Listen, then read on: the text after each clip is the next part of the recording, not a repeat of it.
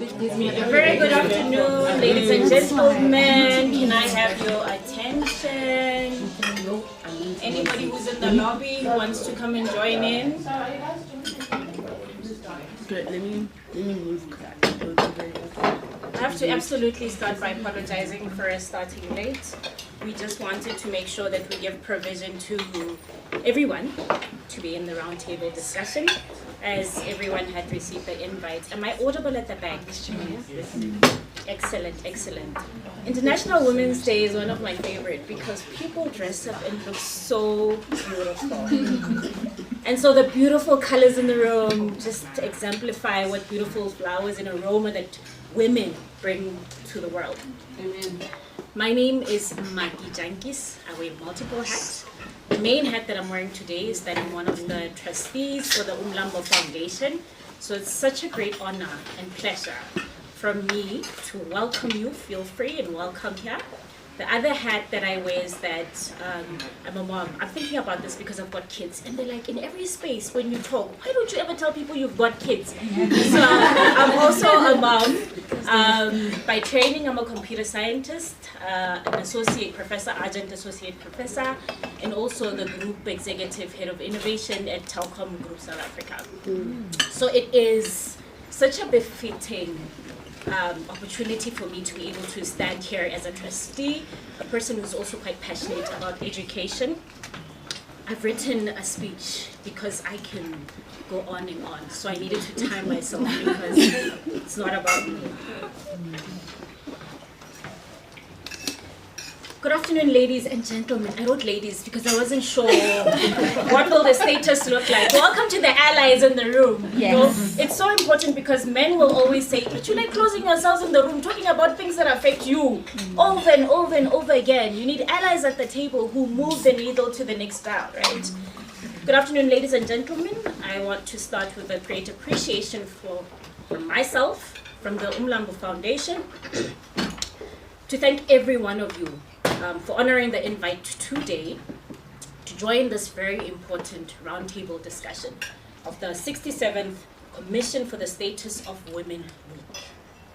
So CSW essentially develops responsive norms and standards, and this applies globally. I just had a crash course. Our facilitator is such an expert in this. So she will wonderfully walk us through the objectives and the aims of CSW. CSW essentially develops responsive norms and standards on urgent issues and pertinent issues that affect women and girls globally. And these are then adopted by every single UN entity that is there. Did I do well, Madam Teacher? So far. Thank you. The theme this year places a very sharp focus on innovation, on technology, and on education as key catalysts in addressing the ever-evolving challenges that women and girls face in every hook and nook of the world. If you listen quite carefully to the speech of the Undersecretary General of UN Women, she's still new, she placed at the core of this how women across the world, she mentioned women in Afghanistan, women in different areas are being affected under this theme by the digital divide and the introduction of technology within their lives. And I want to quote her when she says, let me just pull up her quote. But she says, essentially she says that we are faced by new compounded digital challenges that now exist. We talk about online bullying, we talk about the digital divide that exists, and today essentially what we want to do is to be able to contextualize the discussion and the theme of CSW in the South African context. This room was carefully curated with key leaders in every single sector who can play such an important contribution in moving the needle on how this particular theme affects their sector. So the reason for this roundtable is for people like yourselves. I want you to know and understand the fact that you're important. You are in this room because you have to be in this room. I was having a conversation with someone from an education sector going, they're talking about technology, and I'm like, what is the role of education within this? Because it plants the seed. Before you can have computer scientists, before you can have digital innovators, you do need the basic foundation of education. And what does that mean for a young girl? What does that mean for women? And the guest speaker, who I'm not gonna be a spoil sport, has done amazing things with technology to address some of the issues that affect women within the country.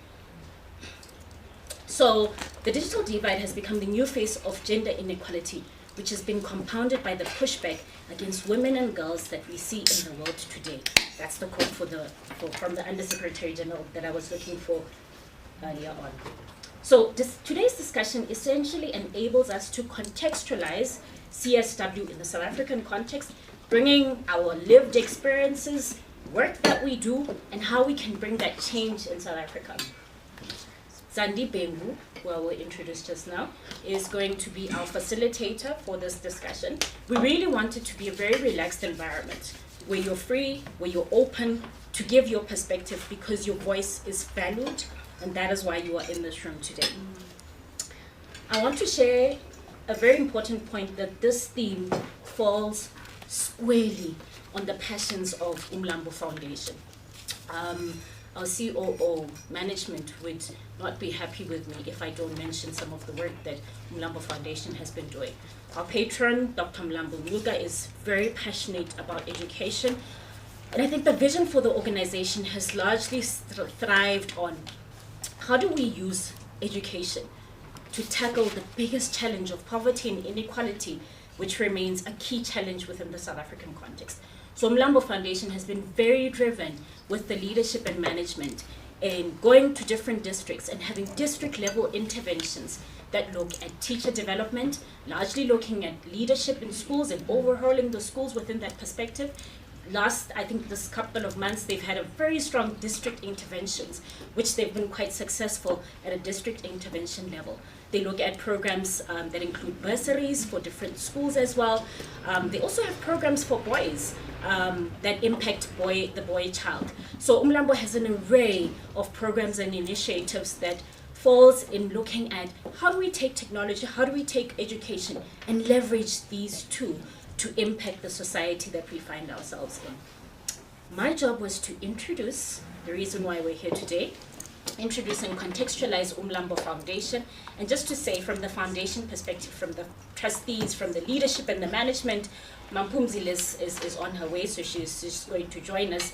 We are very happy that you have joined us today, and as a trustee, I'll also take out my warm hand and say we're open for partnerships. If you see in every initiative and program, wonderful COO, Usirwile is sitting there, she's the go-to person when it comes to potential partnerships. I'm going to stop here. I'm going to introduce our facilitator for today, and she will be facilitating the discussion for today. Let me just pull out, she wrote me a very long bio. She doesn't want to blow her own horn. And we were getting coaching in the kitchen about the importance of women being able to blow their own horn, right? Zandile Bengu from the Department of International Relations. She's a South African diplomat specializing in gender, human rights, and foreign policy. She has over 10 years in policy making, with experience in norm and agenda setting at the regional and global level. She has led SA negotiations at the level of United Nations in Geneva and New York, including at CSW. She was part of the SA team that negotiated the Global Acceleration Plan as co-leader of the Action Coalition on Economic Justice and Rights, which adopted a blueprint on how to accelerate progress in the area that we will discuss today. Sandy, a warm round of applause.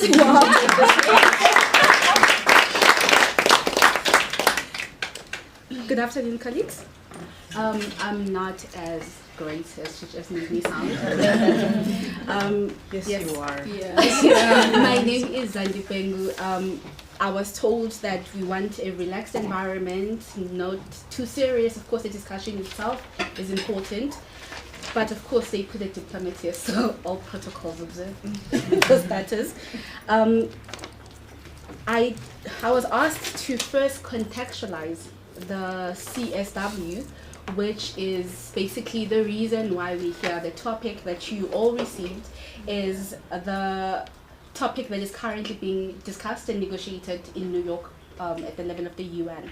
So the CSW is the Commission on the status of women, one of the commissions of the ECOSOC, which is a body of the UN, which focuses on economic and social development issues. So when you see as you know that the UN from time to time, like every I think 15 years, we come together, different stakeholders led by member states, to define what would be the agenda, what will be the key priorities for the next 15 years. The last one that we did was in 2015, as you know it as the Agenda 2030 for Sustainable Development. Mm-hmm. So whatever that we're discussing is within that context. So currently the CSW is meeting. It meets every year around this time in March for 2 weeks. The first week being the high-level week, where we have ministers, usually of gender from different countries, that come to give progress on how they're doing in their own country based on the theme that we have decided we want to focus on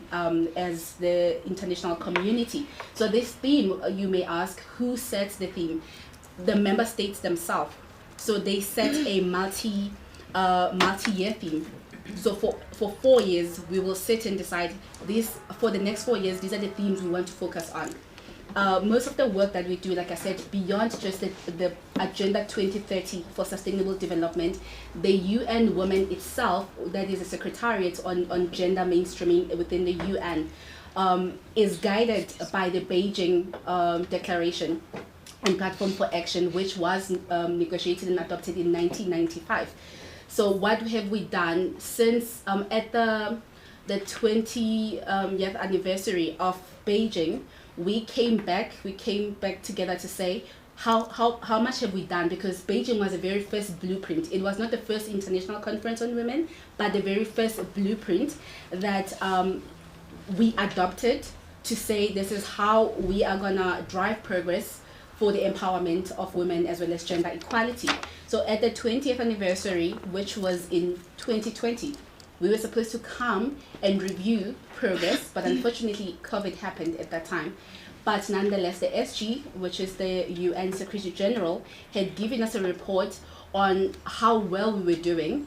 And unfortunately, what we found was none of the countries, developed or developing, had achieved gender equality. And we needed to lift out, because Beijing had 12 commitments that we had identified. We needed to lift out few commitments that we thought we could accelerate progress on, that by the expiry of the Agenda 2030, which is year 2030, we can actually make, or we can speed up progress. And these areas were identified through what our Madam Chair was highlighting, the global acceleration agenda. The whole point was about accelerating progress. And one of the key areas, or they're called action coalitions, because why? We decided to move away from just focusing on member states as the key drivers of programs and projects that need to accelerate gender equality, but we wanted to bring different stakeholders from private sector, from civil society, philanthropic organizations, but of course, at the end of the day, all the people that, or the women we're talking about, still live in countries, so member states still need to be driving the agenda. The political will of member states is very important. So one of them is actually this innovation and technology for gender equality. So that's one of the action coalitions. So South Africa is co-leading one of the action coalitions. One, just to list the action coalitions themselves for context. Yes, so we have gender-based violence. We have one on economic justice and rights. We have bodily autonomy and sexual reproductive health and rights. We have technology and innovation for gender equality. And then we have feminist movements and leadership. The reason why South Africa chose economic justice and rights, already there was a lot of work that we were doing as a country on GBV, although we can discuss how we are faring. But in terms of policy, there's a lot that is in place. Implementation may be lacking. So we felt that we had not really focused on the economic part of things. And that's why government wanted to partner with Sweden, Mexico, Germany, and Spain to actually drive this action coalition on economic justice and rights. But today we are much more focused on this other action coalition, which is the technology and innovation. So what we try to do, yes, the theme is a bit broad, as you can see, innovation and technological change, education in digital age. It may be confusing, especially if you are not in the space. As our chair did indicate, you were all invited because we want to hear from you, your own lived experiences in your own organizations. How do you identify with this theme? How do you find technology and innovation as a catalyst for change for women and girls, especially in the digital age? You may be familiar. Government has been talking about measures and policies towards fourth industrial revolution, which sometimes can be challenging when you don't even have electricity in the country. But today we have lots of people who've been doing lots of work in this space, including our very young Buhlali, who has used her own app to actually try to address the issue of gender-based violence. And that's one of the reasons why we decided to come up with the sub-themes, just to make sure that our discussion is guided. So please, all of you, we want to hear your discussions. Ribu is leaving tomorrow to CSW, and we are hoping she will be able to take some of the recommendations that would be made today to influence the discussions that are taking place at site. By next week, the CSW will be adopting what we know as agreed conclusions. So at the end of this 2 week of deliberations, we have an outcome document called the agreed conclusions, which basically come up with its norms and standards that we believe as an international community should be upheld by every country for this period until next year, when we have a different theme that we are working on. So with that said, I don't know who's gonna be my first victim. Okay, I think it will be better and fairer to ask the chair, because this is her area of expertise. I don't have the brains for it. I only come up with policies to regulate those with the brains. But in your area of work, what are some of, I think I will start with policies. What are some of the policy gaps that we see? Because according to the report, lots of women and girls are still lagging behind when it comes to technology, and this became more glaring during the COVID-19. And it was always like that, but of course COVID-19 exacerbated the whole situation, especially because we automatically expected everyone to just transition from their normal way of delivering education to online education, knowing very well that many still did not have infrastructure. And one of the biggest issues when it comes to technology is, like you said, the technological divide. Those who are in urban areas, they seem to fare better compared to those who are in rural areas, or even peri-urban areas, if I can put it like that. So just if you can give us what has been your experience, and what are some of the policy changes that you think could be instrumental in making sure that we bridge the digital divide. Thanks. Thank you so much, and sure, putting me on the spot there. I think I must declare that I'm not a policy expert, but from the policies that I have analyzed, we don't struggle with policies, we struggle with implementation, right? When I at some point in my previous life, I had an opportunity of being part of W20, which is part of the G20.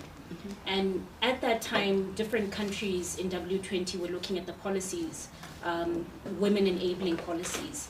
And it was amazing to see what, as South Africans, we had done. And I kept on speaking about the different policies and interventions that we have as a country. But the question then comes, if we're having all these policies, is it trickling down to the young girl that is sitting in a rural village somewhere? Does she see the effects of these policies? Yes, indeed, strategy is then followed by resources. But somewhere within, and probably people who work within a governance structure can speak more to this. My personal experience has been the challenge that we have when it comes to implementation. So policies are not the challenge. I think when it comes to, if you look at the, what is this, the ranking, the index that ranks countries when it comes to female opportunities in different countries. It pleased my mind. If you just look at the report and how we do and how we fare, especially compared to our African counterparts, when it comes to a policy perspective, I think we've got really great policies. We need to start having a conversation about accountability when it comes to implementation. That has been my thorough experience in different spaces, that you'll find that there's great policies, but following on to that, we do not have a great implementation perspective. I guess we're all familiar with that. As somebody who works for government, this is the kind of feedback we usually get. And in addition to, we're just too fragmented. Many of our citizens don't always know which door to knock at, because we have, like for an example, this topic it talks about education. We have 2 ministries that deal with education, but technology and innovation does not sit with them. There's science and innovation, which is a separate department responsible for that. And it is something, of course, as government that where we need to do more on, but at the same time, government is not leading on science and innovation, and this is why the action coalitions are very important, or are very important, in that they call for these innovative partnerships between private sector, public sector, as well as civil society organizations. Civil society, as government, we always see civil society as the people who are on the ground, who are much more in tune with what is happening, because we come with policies, but we don't always get feedback from the people the policy is intended for. But at the same time, how do we bring private sector to the table, as we want to come up to have these innovative solutions, instead of just looking at government and saying, oh, but there's policy, because this is our space to come up with policies. But in terms of implementation, it does not only lie with government. We also need private sector to come to the table. I have lots of civil society organizations here. For this round, I think I'm going to keep it open in terms of who wants to take the floor first. And please introduce yourself and your organization before you make an intervention. Yes, please. Thank you very much. I'm Proven Naika from Saibono. And my quick question is, before we can get into real dialogue and real capturing the interests around the table, is when it comes to policy, how much of it is at what level? And are people around this table actually asked to assist with that policy as well? If so, then implementation, maybe that's why we're having problems with the implementation, is because you need people from ground level up assisting in policy as well, to better understand what is not being communicated to us in that aspect. Thank you. And Sandy, sorry, my name is Manti Mosese. I work for Philips. Over and above that, as everybody said, we've got wonderful policies, but I'm wondering whether we've got monitoring and evaluation.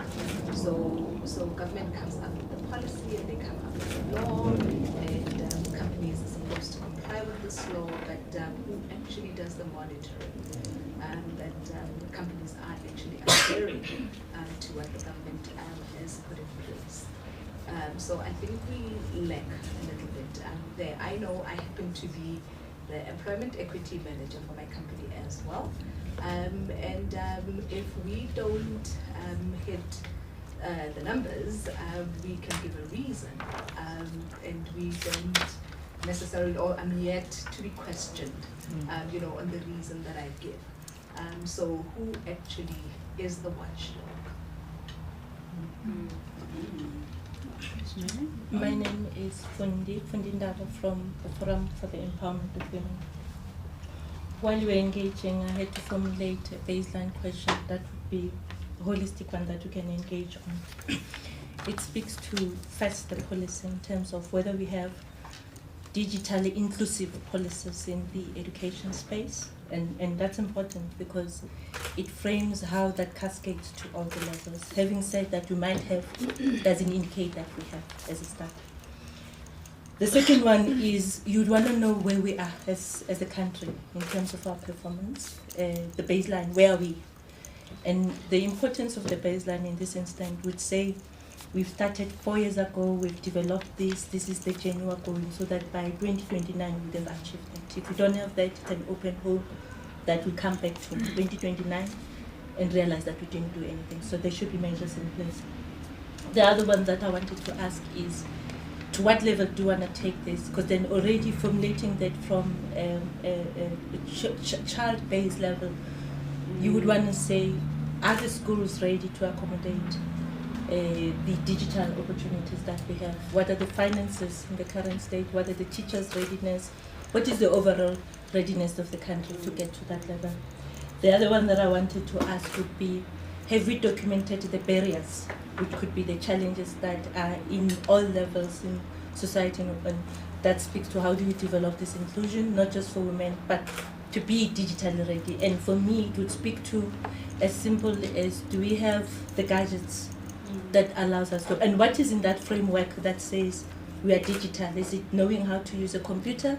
Is it being able to do design thinking? Is it being, so we need to frame the concept of digital readiness and make sure that we guide it by what comes into it.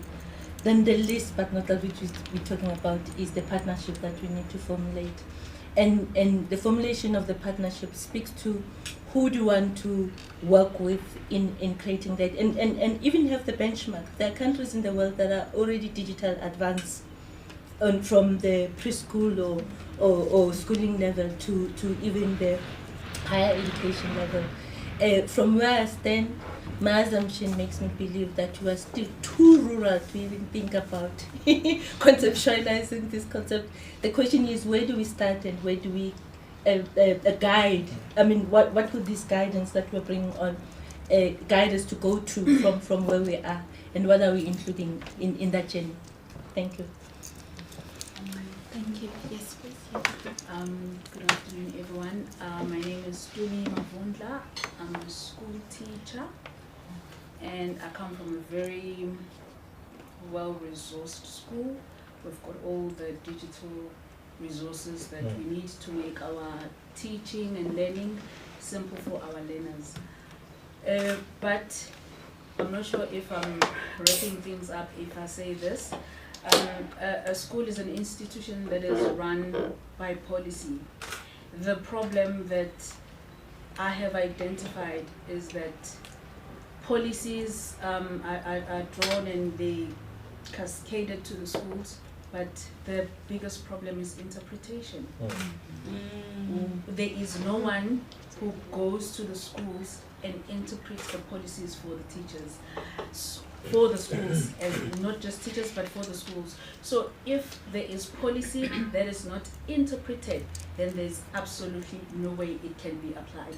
Because whoever reads policy, and the honest truth that you need to speak is that policies are not written in layman's terms. So you need a level of intelligence to understand what the policy is saying. So if what happens in schools is that whoever the circuit sends the policies, copies are made, teachers put them in your files. That's it. So that is why application is not happening. And then for that one individual or that individual and a half that take time, read policy and try to understand, it's difficult for them to ensure that some form of application happens, because the people that are supposed to be helping the rest of the institution understand the policy, they haven't got a clue. Yeah. My name is Chatadi Poshoko. I am from NISA and in the SRC. And I just wanted to, I had when she was speaking about are these technologies or innovations actually reaching the people that they're meant to be reaching? And I'm just thinking about, because I'm in the SRC, and UNISA has like about 380,000 students, which means that you're talking about a lot of youth in that. But then some of the challenges that we have is the fact that there's this technologies, because now education has moved completely digital, right? But you still have students who are failing. Currently we have about 100,000 students who have failed. And that's a very alarming number. And about, I think it's 75,000 of the students are going to be funded by NSFAS, which means they will have to go back home and all of that. But at the core of why they are failing is because of these technologies that they can't use. Some of them don't even have something as basic as a laptop. Never mind being able to navigate through the system when they are writing the assessments, be it assignments or be it exams. So it's just very concerning for me, number one, as a young person living in South Africa, but also someone who doesn't come from, a very rich background, that there are these innovations that are coming, very beautiful, and aligning with the economy. Obviously we are happy with that, but they're not reaching the ordinary South African youth who can't afford something as basic as a laptop. That's something that should, I think that we need to also prioritize when you think about some of these innovations, to say that, are we excluding poor people or poor young people who can't participate in this? And the other thing, I'm currently going to be involved in the UNISA Innovation Challenge. So what happens is that young people are invited, come up with ideas and all of that. I was involved, I think, 2 years back in 2021.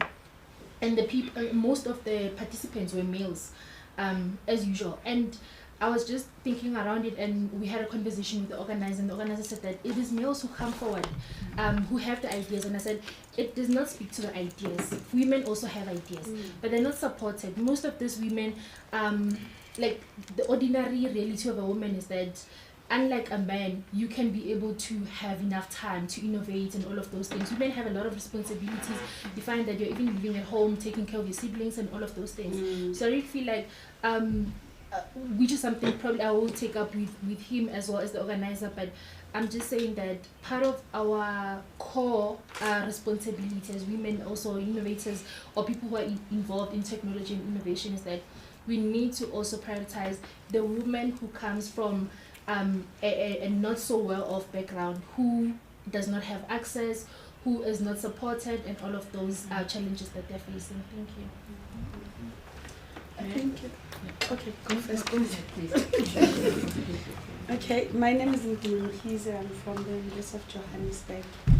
And I think I just wanted to latch on what Zandi had said.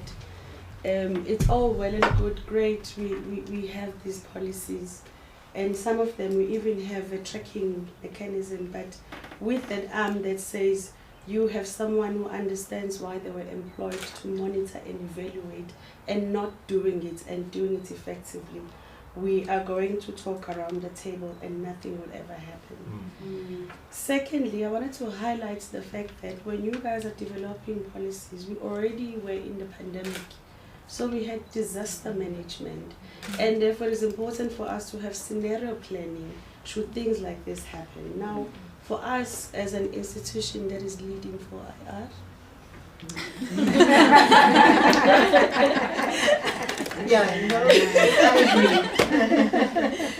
so we consciously had to speak nicely to our CFO to give us a budget. So as the DHEADS gives us a budget, we have part of it that is for our missing middle, our different quantiles, where we understand that this child is funded by NSFAS, therefore they will need a laptop. So for every first year that comes to our institution, it is not recorded as a policy, but it also has to take some level of consciousness from the employers that how do we influence the status quo.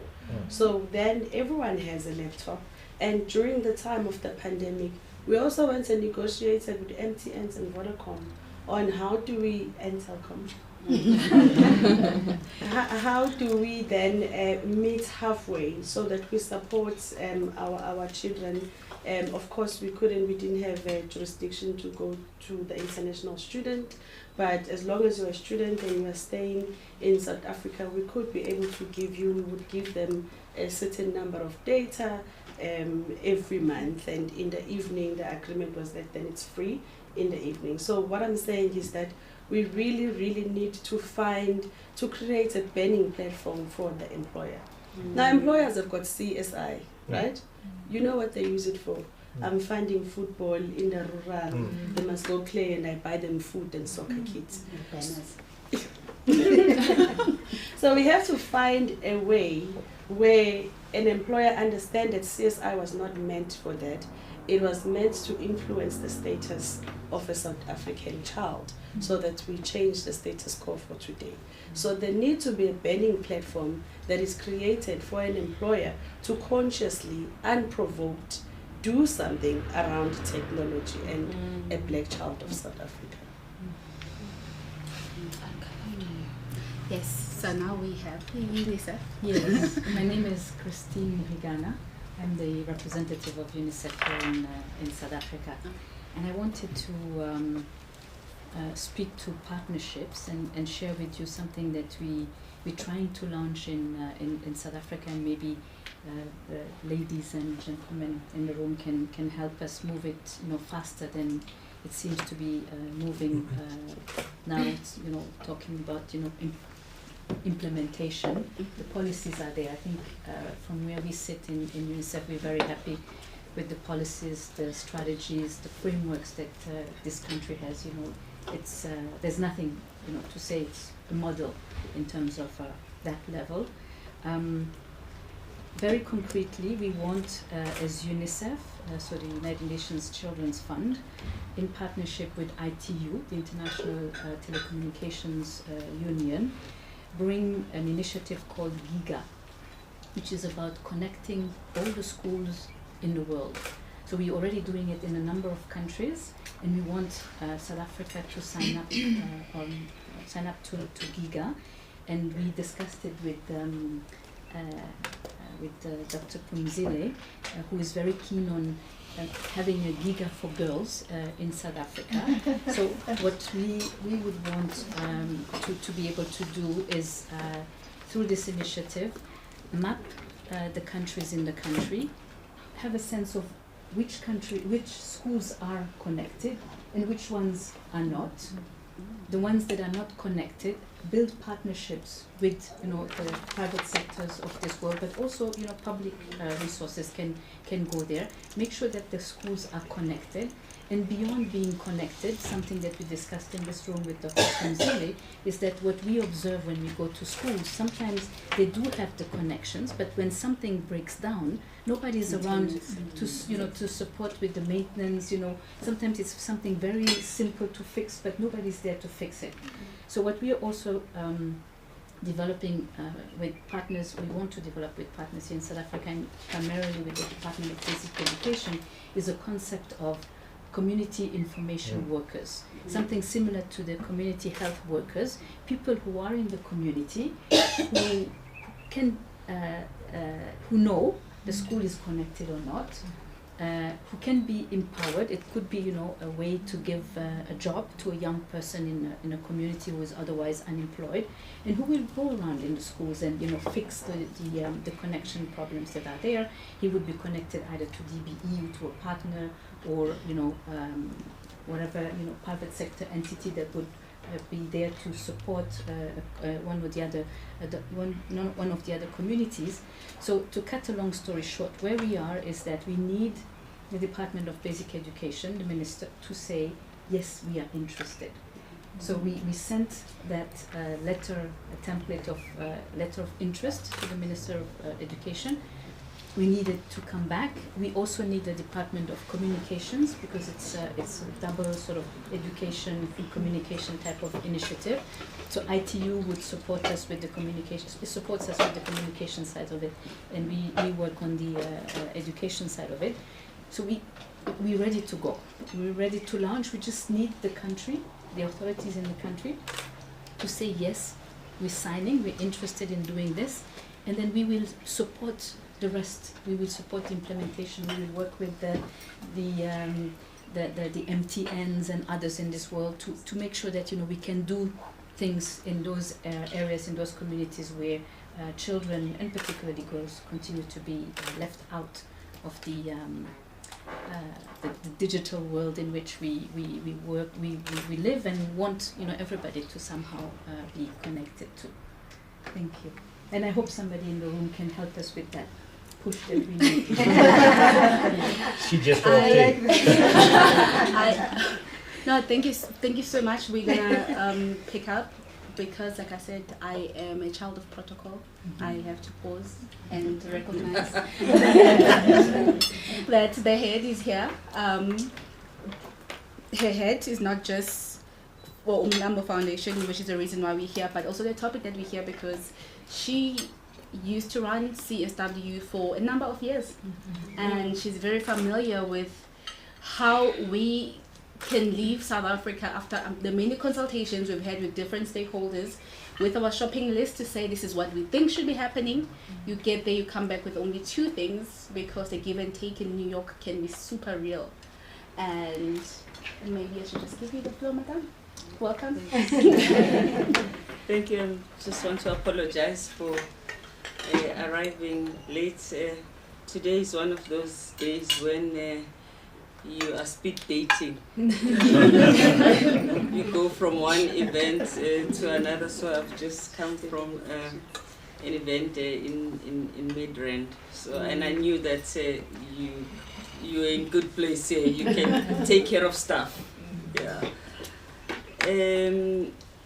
Well, we were hoping that today we can just touch on what they are discussing in New York. Pretend we're in New York.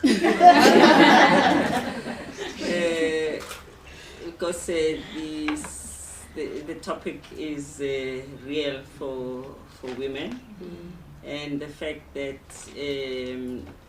if you just talk about artificial intelligence, only about 1% of women are in artificial intelligence, and it's going to dominate our lives. It's going to affect everything we do. We therefore have to put our heads together about what it is that we can do to address what seems to be a real threat to women. I know that at UJ, I hope you have told them that it's compulsory for all students to do a course on artificial intelligence. Whether you have come to study basketball or bump jive or religion, but you have to do this one course. And of course, it's presented in a way that is manageable even for people who are not techies. So this is how important it is. So I think in the spaces that we are in, we have to be thinking about how we can recreate that, so that we provide something that our constituencies can take into account, and also show them how it affects them in their life. There is a video that I will show you at some point that just captures how much this is something that will weave through our lives. What we hope will happen in New York is that member states will read you all received the Secretary General's document, the reports that he presented, the CSW reports of this year. The link was not okay. working. I The think link was we not had a working. problem with the link. Oh, you know technology. That's why we thought they should come here and do it in person. Oh my goodness. Okay, we'll try and send it again because Yes. it's still important to read. So the member states will, she used to be one of the negotiators in New York. And what happens is that whatever theme there is in the year, the member states will be bogged down on whether the theme is on economics or on governance or whatever. they will be stuck on reproductive rights, LGBTI. on sexual orientation, and definition of a family. And that will mean that the conference is making or breaking. And people who represent different views on those there are five issues, will use this to bargain so that they can chip the document you are presenting. So they will know that those of you who are really interested in, like they say, in digital matters, all the things that you want to see in a document as an agreement, in order for you to give them, you must do what they want you to do about reproductive rights. So it is such a crazy space to be in. So you end up with a weak document because you have to reach the most common denominator. And when you do that, you bring the ambition down and down and down. In such a way that I used to feel that CSW, instead of being a place where we raise the ambition on what we aspire for women, it is a place where we bring down our aspirations. We had good negotiators. In some cases, she was one of them who would fight and punch and protect and tsotsi and you see people negotiating in the bathroom, people walking in the grass, and until you get, and because the document is long, maybe it's about more than 100 paragraphs. So every paragraph has to be negotiated and won. So there's a sense in which you feel, this is member states doing their crazy member states thing. What can we do as civil society? What is the real issues that we need to care about? So while I think it's important for you to know, because your country is a member, you have to understand what happens. South Africa is always negotiated with the sort of the right values and fought for the right things, and askagamoshila. We're still okay. We're not messing up there. But Africa as a continent divided. So we struggle to get an African position. All countries that have governments that are religious or have got strong traditional authorities, very conservative. So if you then think of Middle East with the Islam, you think of Islam in Africa, you think of Catholicism in Latin America, and you in Asia, Asia was not Islam, Indonesia. Yeah. So can you imagine how many countries that you can rely on are taken away? And then when Europe comes very strongly with the issues that we believe in, we would be sitting there in South Africa, Lava, they are going with the whites. They have to be maneuvering that we're not a sellout country, all the issues that we're arguing against are not the ones that most Africans want. So it was not an easy job, I must tell you. Every year this time, I am a nervous wreck, with this 194 countries. So we will see, when you open your TV on YouTube, you can go to UN TV and just look around for CSW 67. And we will try and send you some linkages, because UN Women this year gave us all the events that they have, and each event has got a link, because all events are being streamed, so you can follow. And the day starts in the afternoon, so afternoon into evening, that's when you can log in and then follow and know what they're doing. Thank you. No, thank you so much. I'm sure you can tell the difference. I was speaking. Sorry, I wanted to show you this book by my former Vice Chancellor at UG, artificial intelligence and international relations theories. Wow, I haven't read it myself. I'm like, okay.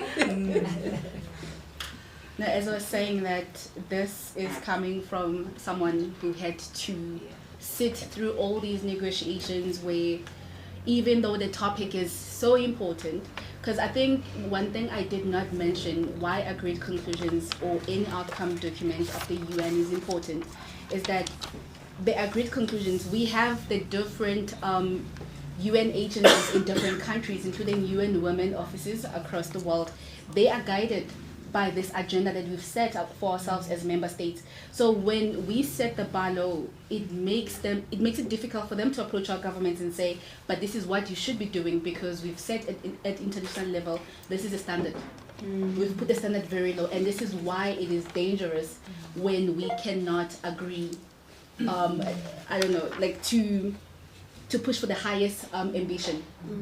If you look at, like I said, the guiding or the blueprint that continues to guide gender equality, being the Beijing Declaration and Platform for Action, it did set a very high standard. But unfortunately, we are supposed to pick a topic that is under the same Beijing every year as CSW. But unfortunately, standards keep dropping and dropping and dropping.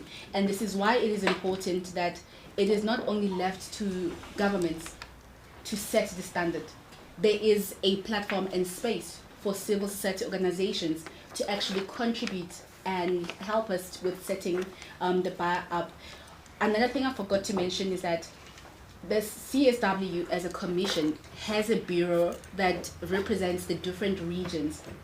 And this year, South Africa is chairing that bureau. So it was for both 66 and 67, our ambassador to New York, Ambassador Troyini, is the current chair of CSW, and you will understand why, above and beyond the fact that South Africa cares about gender equality and we always push for agreed conclusions to be adopted, but as chair we cannot have it fail under us, and we always aim to have the highest agenda, the highest commitment being made under our chairship.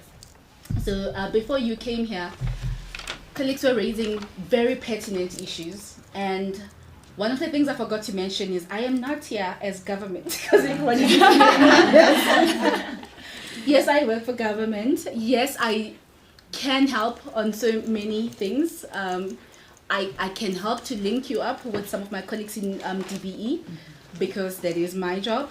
But in terms of some of the challenges that were highlighted during our work on action coalitions, some of these issues actually were some of the findings we made, because the SG gave us a report and we had to do consultations, and one of the most important thing about the work that we're doing under Generational Equality Forum is that, like I said, it was about intergenerational leadership. We were getting it from young people who were not, usually when we say we are integrating the voices of young people, it is largely tokenism, whereas Generational Equality Forum tried to move away from that, where they had their own platform to bring their own issues. She made sure that even at the adoption of the Global Acceleration Plan or agenda in Paris, we had young people speaking for themselves, and I can say they were not kind. Speaking to the global leaders, they were not kind, because it just talks to the frustration of the policies that we make that don't always translate into action at local level. We tried as South Africa to say, let's set up a structure here at home that mirrors what we're doing at global level. So we had 6 action coalitions just to make sure that we can bring the experts who can give us a South African context. And this was instrumental to make sure that whatever we're negotiating at global level, we were getting feedback and guidance from these structures that we had set up. So you spoke about the lack of investment in innovation by women. And that was like one of the things that we had to take into account, that women are not in the same level playing field, if I can put it like that, with men. No matter how innovative you are, you still have other responsibilities. We talk about work-life balance. We talk about unpaid care work that women still have to do. But at the same time, there's just a stereotype that women innovation is not of good standard. So without proper investments and resources, it is very difficult for us to bridge the gap that we've been talking about. But I'm also happy that in this room, some of the issues that we identified about schools that don't have infrastructure, even the ones that do have infrastructure, because we do find lots of companies that will donate computers, there's just no plan for maintenance of those computers. So I'm actually interested to hear from some of our educators who are in the room. We've already heard from Madame there, and what you did raise was very important in terms of how do we interpret the policies? Because we think once a policy is adopted, our job is done. And even the follow-up, when we do come to your school, we tick boxes to say you have not done this, but did you even know what you're supposed to do? So that's another thing. We had tried today to actually bring higher education and training, but I believe VET is keeping them busy. So no, literally they wanted to come because I had wanted them to come share some of the work that they're doing under G20. As you may be aware, India is currently the president of G20, and they will hand over to Brazil, who will then hand over to South Africa. So G20 is also something that you want to pay attention to, because we will be president of G20 by 2025. And it is important in that it sets the global agenda. And like I said, it cannot just be something that is left to government. I work for government too, but I also do know that we're not experts in many things. That's why we need you at the table. That's why we need you to actually take up the space to influence the work that we do, both at regional as well as at global level. So we will basically continue from where we were. But before we do that, one of the sub-themes that we had just wanted you to focus on was on technology and innovation as a catalyst for addressing GBV, which is something that we are still battling with in the country. And today we are very lucky that not only do we have an innovator, but the importance of this innovator, because we could have invited any other innovator, is that she's young and basically going against a stereotype that she's a leader of the future. She's telling us she's living now. And very important for this discussion because of the intergenerational leadership that we are trying to promote, to make sure that we're not talking down to young people, telling them this is what you need to do, this is what is good for you, but she's here telling us this is what needs to be happening. So Bukhali, I'm gonna ask you to just tell us more about yourself, as well as about the amazing work that you have done developing your app, which is basically aimed at assisting potential victims of GBV. Sorry. I'm so sorry, Bukhali. Sorry for interjecting. I just want at this point, before you speak, Bukhali, to just honor your mother.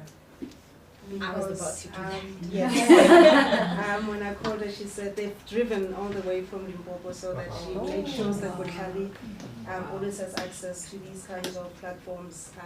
So it's also the love of a mother. You know, that I think got her to where she is and continues to support us. So Ma, thank you very much for bringing it through.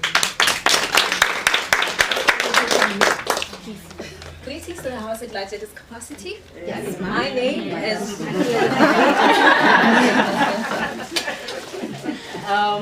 Before I can introduce myself, okay, let me thank you for reminding me that I deserve to be interested. So yeah, before I can introduce myself, allow me to wish every beautiful woman in here a very happy International Women's Day. Thank you. And especially Dr. Guga, not forgetting my exquisite mother, of course. So yeah, without no further waste of time, allow me to introduce myself. My name is Mpahlela Bukhali. I don't have much to my name, but I'm an innovator. I am a change maker.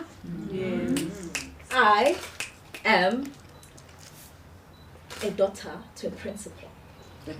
So, yeah, I heard some of us here speaking about education. So education, it is very important, and my mom makes sure that I know that each and every day when I wake up. So yeah, not forgetting that I am a former youth presenter at a local radio station with 5 years of experience. Mhm.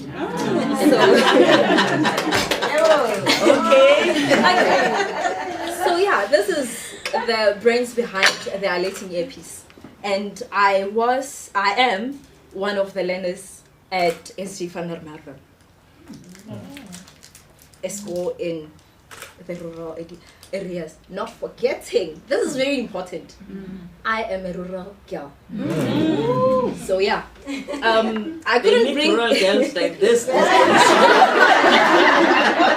make it beautiful. couldn't bring the whole village there, but yeah, they wanted to be here. So yeah, I'm going to just give you guys a preview, a little summary of what I am standing about and what I am about. So the title of my project is Alating earpiece, and You good. is it okay? Yes, yes. Okay. I don't want them to say gender equality. So yeah, So, repeat?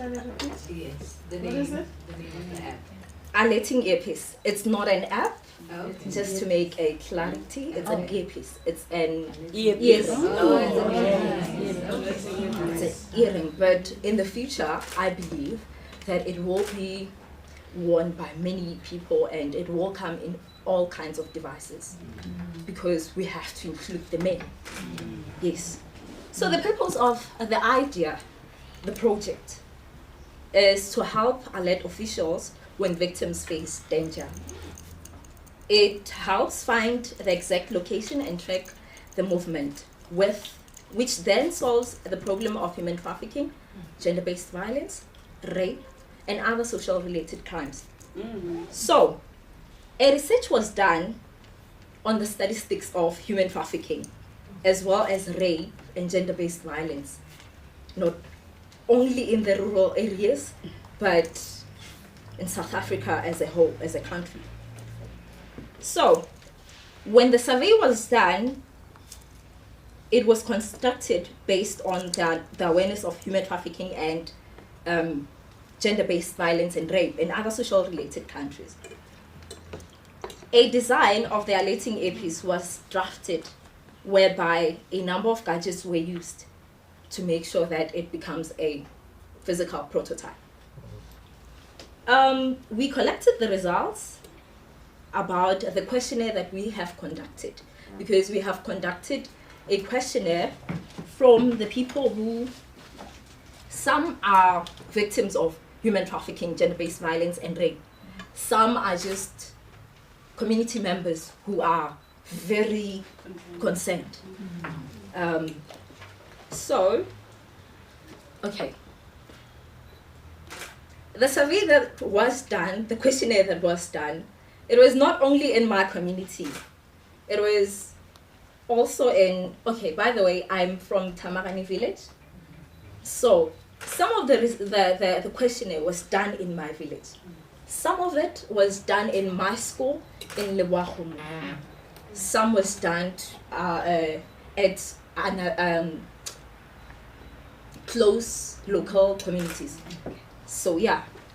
In conclusion, the Alating earpiece helps not only with human trafficking and rape cases, but also with when victims are getting mugged and robbed.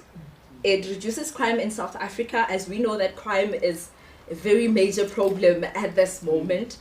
And yeah, it has become our daily bread. So mostly the victims of human trafficking, gender-based violence, and rape, from the questionnaire and the results that have been done, it has shown that women, and as we all know, that women are mostly the victims of all this. So we want the women to know that they deserve a seat in every single table that they sit in.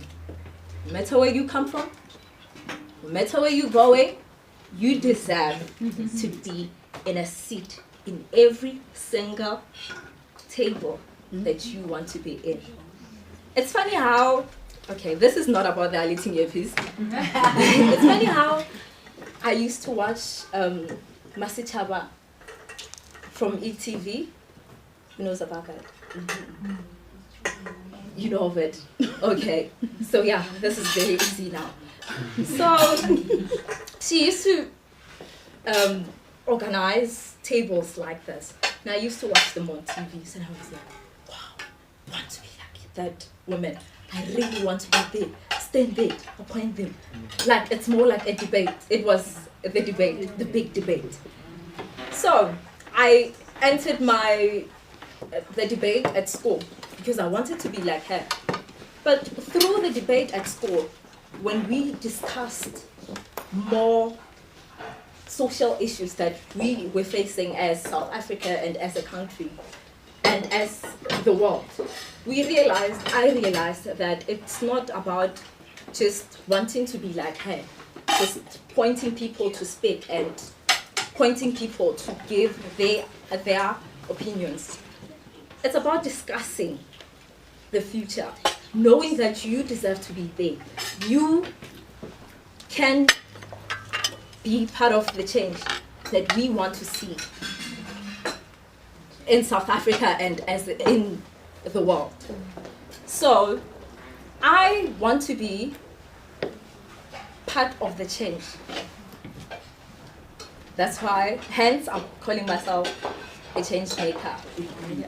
Yes, I want to be part of the change, not the victim of change.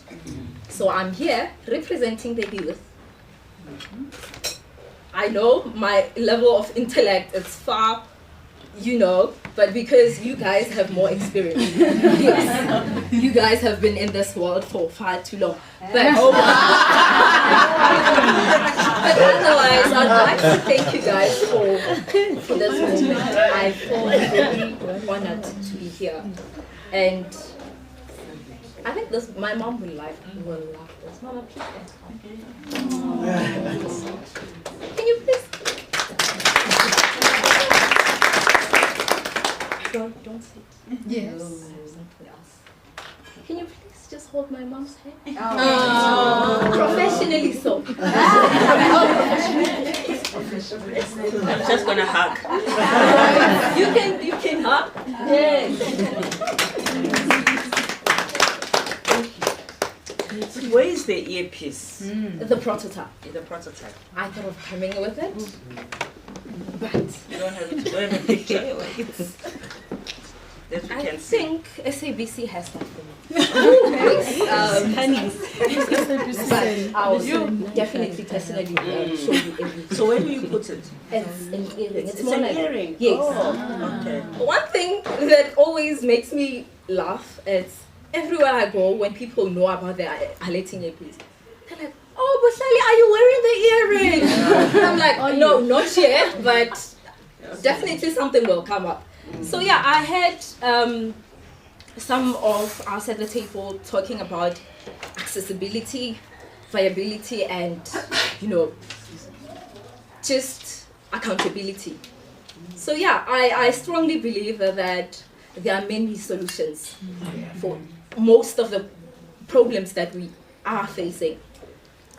Most of them, the solutions are in the rurals, but because we don't have accessibility, we can't make our ideas and our projects viable.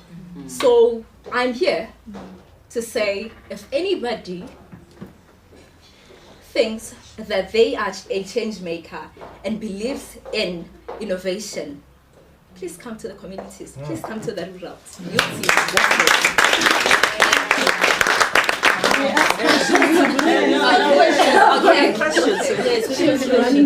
I expected that. Okay, I expected that before, like drilling. But it's okay. okay, I know you wanted to run away now. But But I wanted to find out, so especially with your earpiece. So your earpiece, you've developed a software that it connects with that. So I'm sorry, I will use something maybe that is your competitor, but a Namola app, right? That if ever anything happens and the person presses on a certain button, it then alerts and it checks. So yours, how does it work? I don't want to sound like a professional, but I want to say I expected that question. Yes. So, with the Lamula app, I saw it. I'm very aware of it. But alerting earpiece is promising to go an extra mile in making sure that it tracks the victims and the perpetrators, send it to connected devices, and the police will be notified. After that, it will make sure that they are safe and make sure that it offers psychological assistance. Oh, you mean like there will be trauma support to that? Yeah, obviously there's trauma with background support. Yes. So my question would be, to funders, do you have partner funders for the app? I'm very open to everyone who would like to. So we still, you're going through SAPS to validate the app before you go into the funding space. Is that what you said? Let me start by saying it is my wish to work with the government so that it can be accessible to each and every individual, not only in South Africa, but also across the world.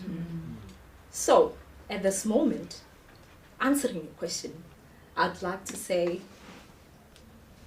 I will be working with the government and I'll be working with the SAPS.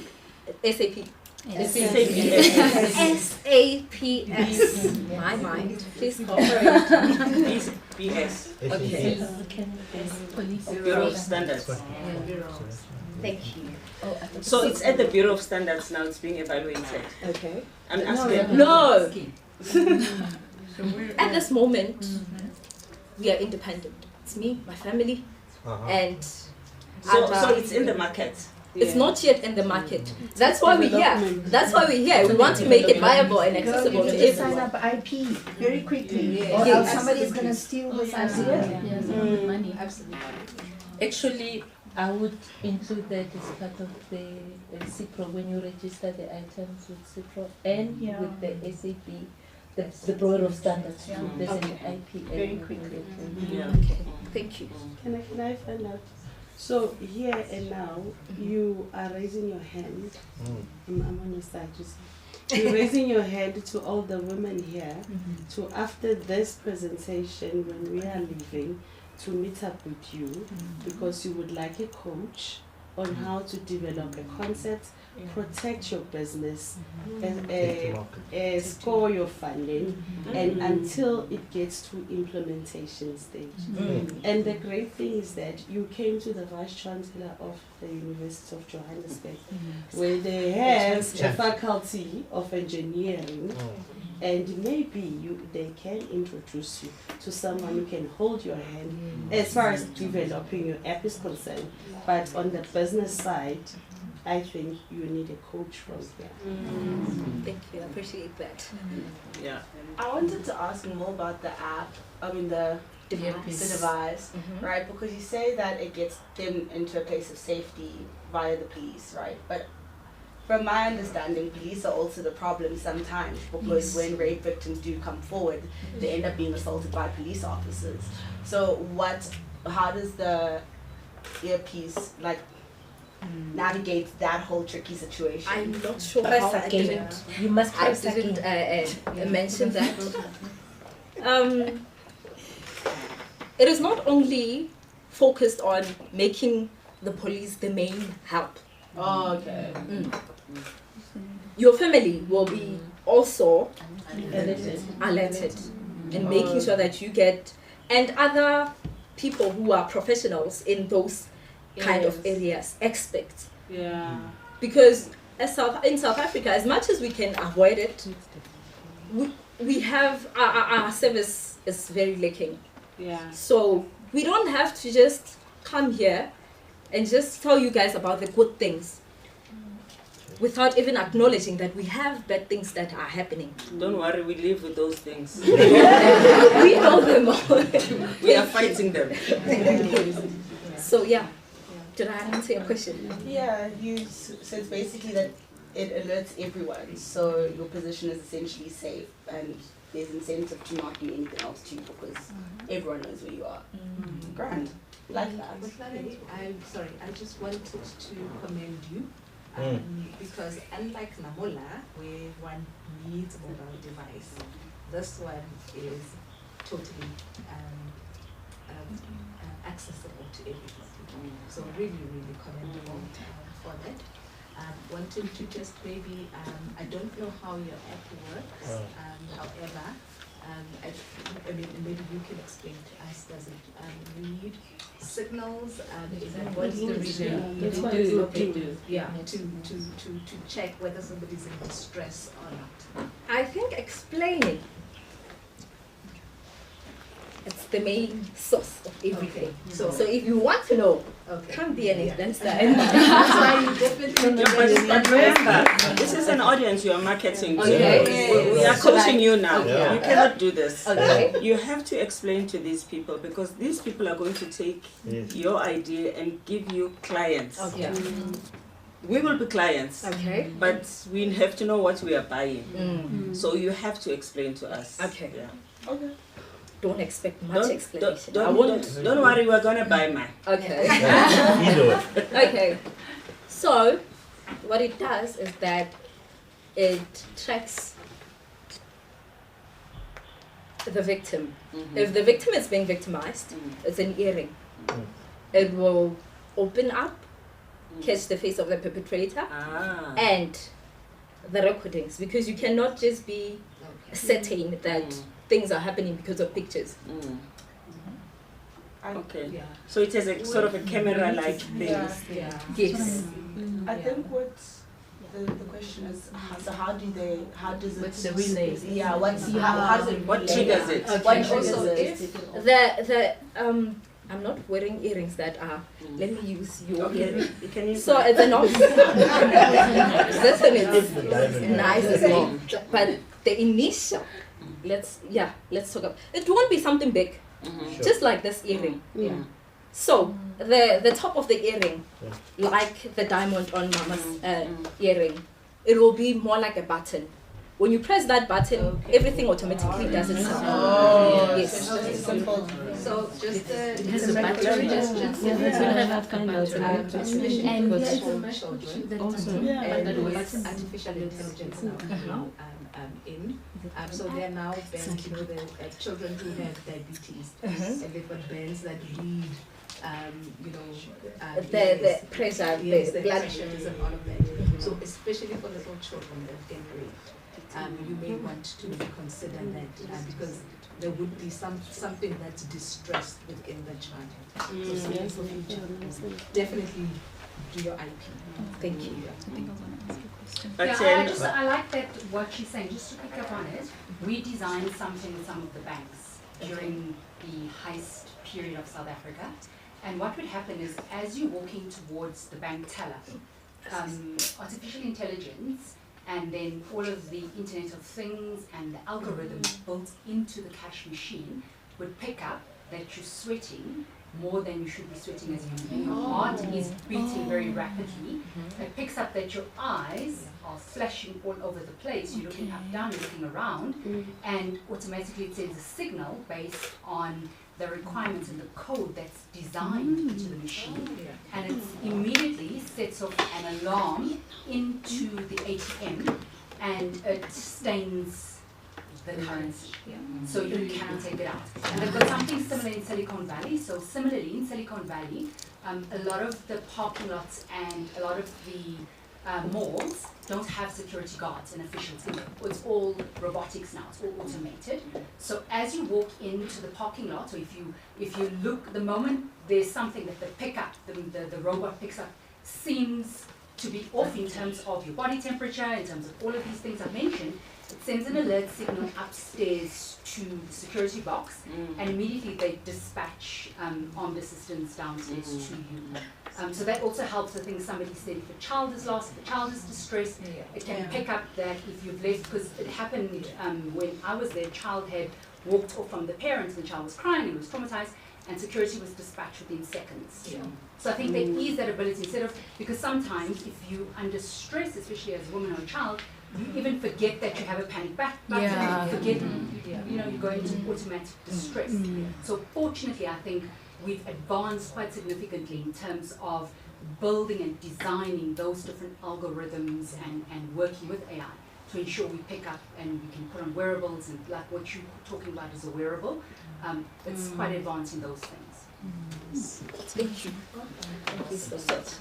There's many hands. There's one here as well. I just want to commend you for your innovation and your creativity as a young woman. However, beyond the creation or the innovation of this device, I think you're sitting on a gold mine, because the data that comes out of all of the relaying going on between police and whoever can be collected, and then you want to get government as your client. It's a runaway. Really, data is a runaway. Ask anybody in this world, ask Mark Zuckerberg, he'll tell you. Data is the key. But anyway, congratulations. Here's another question. I think there's such a great opportunity for speed dating after this. You've got such an array of women within the room and men in spaces that can actually move the prototype further. What matters in technology is the concept that you come up with, right? It's not the hardware, it's not the software, it's the problem that you're trying to solve. And that's why you're an innovator, right? And one thing you should hold on to after the conversation is that never stop being an innovator. This can succeed, it can fail, that's innovation. The biggest innovators in the world have actually failed tremendously, but it's because they keep on trying and trying and trying. And you are such a gold diamond of an innovator. And it's important to keep seeing yourself as that. Try, push with this, it succeeds, it goes far. But you move on to your next innovation. So take this opportunity after this, go to the wonderful people sitting in this room, business coaches, prototype developers, funders sitting in this room, and take advantage of it. Marketers sitting in this room. So you have everybody here who is in the different spaces that you need to touch on your go-to-market route. And we will provide you with the people's names and organizations so that you can liaise with them and make sure that you harvest everything. And we at UJ, we will see what we can do with you. Just a last advice. Don't be afraid to give up equity if there's someone that really believes in the idea. We don't always, I think the mistake that we often do is that we want to hog 100% of the equity, and sometimes it's not important if you own 100% of nothing. You'd rather have 60% of something. So if someone truly believes in the idea, don't be afraid to give away equity. Thank you so much for this very amazing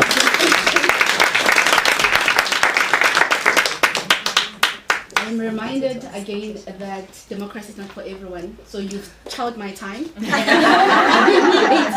Thanks so much for Lali. Just before some believe that their universities are the only ones in South Africa, I want to invite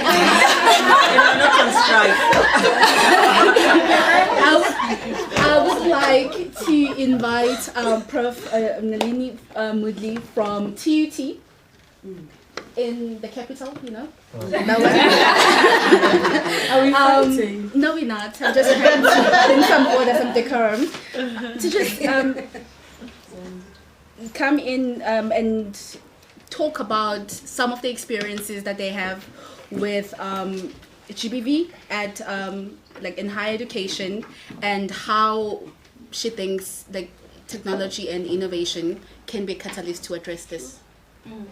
Thanks, Sandy, and good afternoon to the wonderful room of intellectuals and business people and our very special chair, Dr. Mpumzile. Thank you so much for the invitation. Is it okay if I stand here? If I sit here? No, stand. Okay, I'll stand there. Oh, okay. Oh, there, yeah. There's a camera. No, there's a camera. Maybe I'll stand there. I didn't realize I was going to be standing at the head of the table. You still look beautiful, It's such a pleasure and an honor to be in your presence. Thank you very much for such a privilege. And to all the ladies and gentlemen, it's always so nice to have gentlemen in the room. Because the women are always talking to the women about women's issues. And we have to educate them. We do. Because we need male champions. We need the champions to really fight our fights when we're not at the table. And when we're not in the room. And unfortunately in higher education, we are generally not in the room. If you look at the number of vice chancellors in the 26 universities, there are about 5 that are women. 4 now. Is it 4 now? Yes. It changes all the time. Yeah. And it is absolutely shocking. At our university, and I don't want to compare with UJ or WITS or any of the universities, but we're the largest UOT residential university, about 65,000 students. So a very big university, 50% of which are the women. And unfortunately, there's some stats I should share with you that at the beginning of this year, I mean, we really only have come to the first week in March. We have lost 8 students in the PSET sector to GBV. 8 students. What do you mean lost? They have been victims. They have fatally. We have lost them. Eight passed away. 8 women this year from the beginning of 2023 in higher education, post-school education and training. So that is a phenomenal number. 8 young ladies from TVET colleges and universities in South Africa have been killed as victims of GBV. Oh, you mean in all the higher education? In the country. Oh, I thought you were saying TUT. No, not at TUT. But that's still a phenomenon. Because it's about a month. It's about 4 weeks of school, and we've lost 4 of them. And so it's partners or it's random? It's a multiple. You know, some of them are partners for a month, then they break up, and then there's an attack. Then it's jealousy. It's a number of issues. We've also had a large number that have survived attacks of GBV. So I think our young women in higher education and training are really compromised in deep ways, either through understanding the role they play as partners and owning their space. And when we look at technology, the digital divide is phenomenal. Because what it's doing for students, yes, we're not the 4IR university, but nobody can be out of that 4IR space. So you can have a device and you can be at home. We are the only university that's giving our students 10 gigs of data. Wow.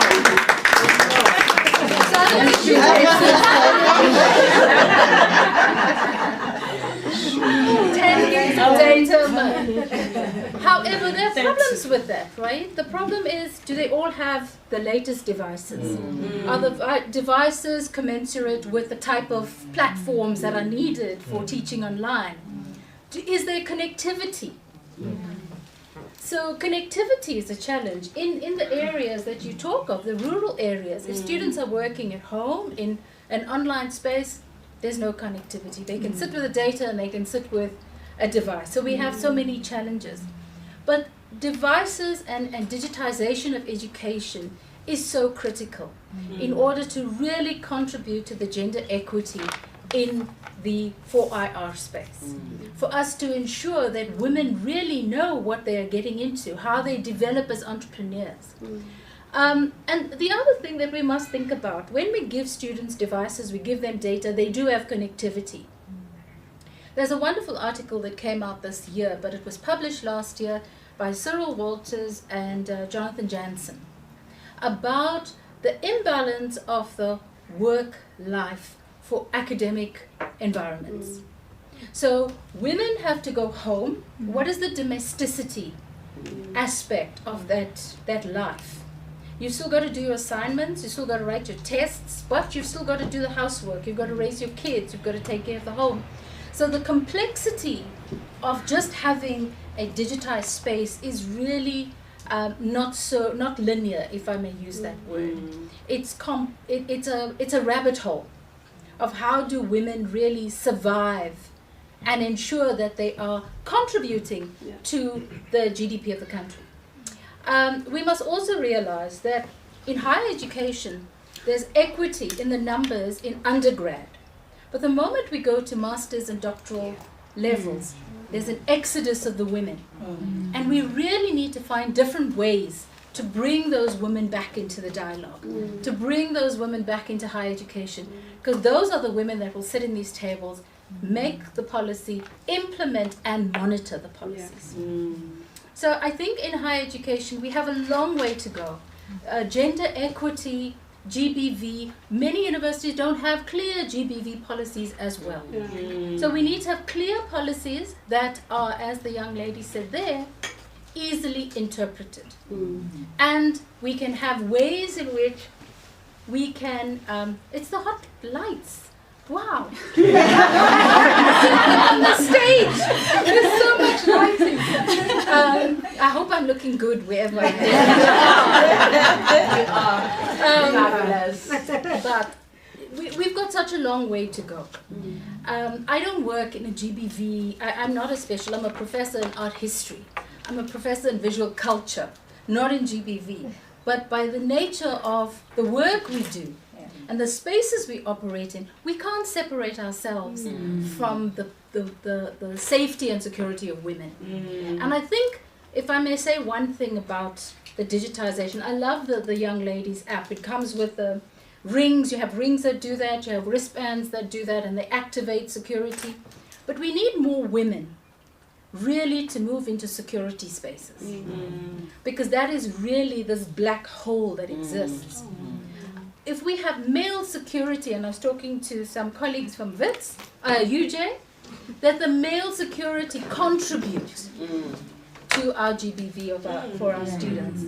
They are generally perpetrators, and that's not unique to any environment. But if we get more women involved in that field, we might very well be able to shift the tide, because it's not always possible to get a female security officer to take your report, or to a female SAPS officer to come in and deal with an issue.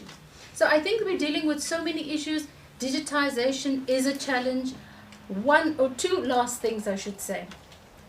While AI is critical in ensuring for students across the board, men and women, we must find a way to include gender equity in the curriculum.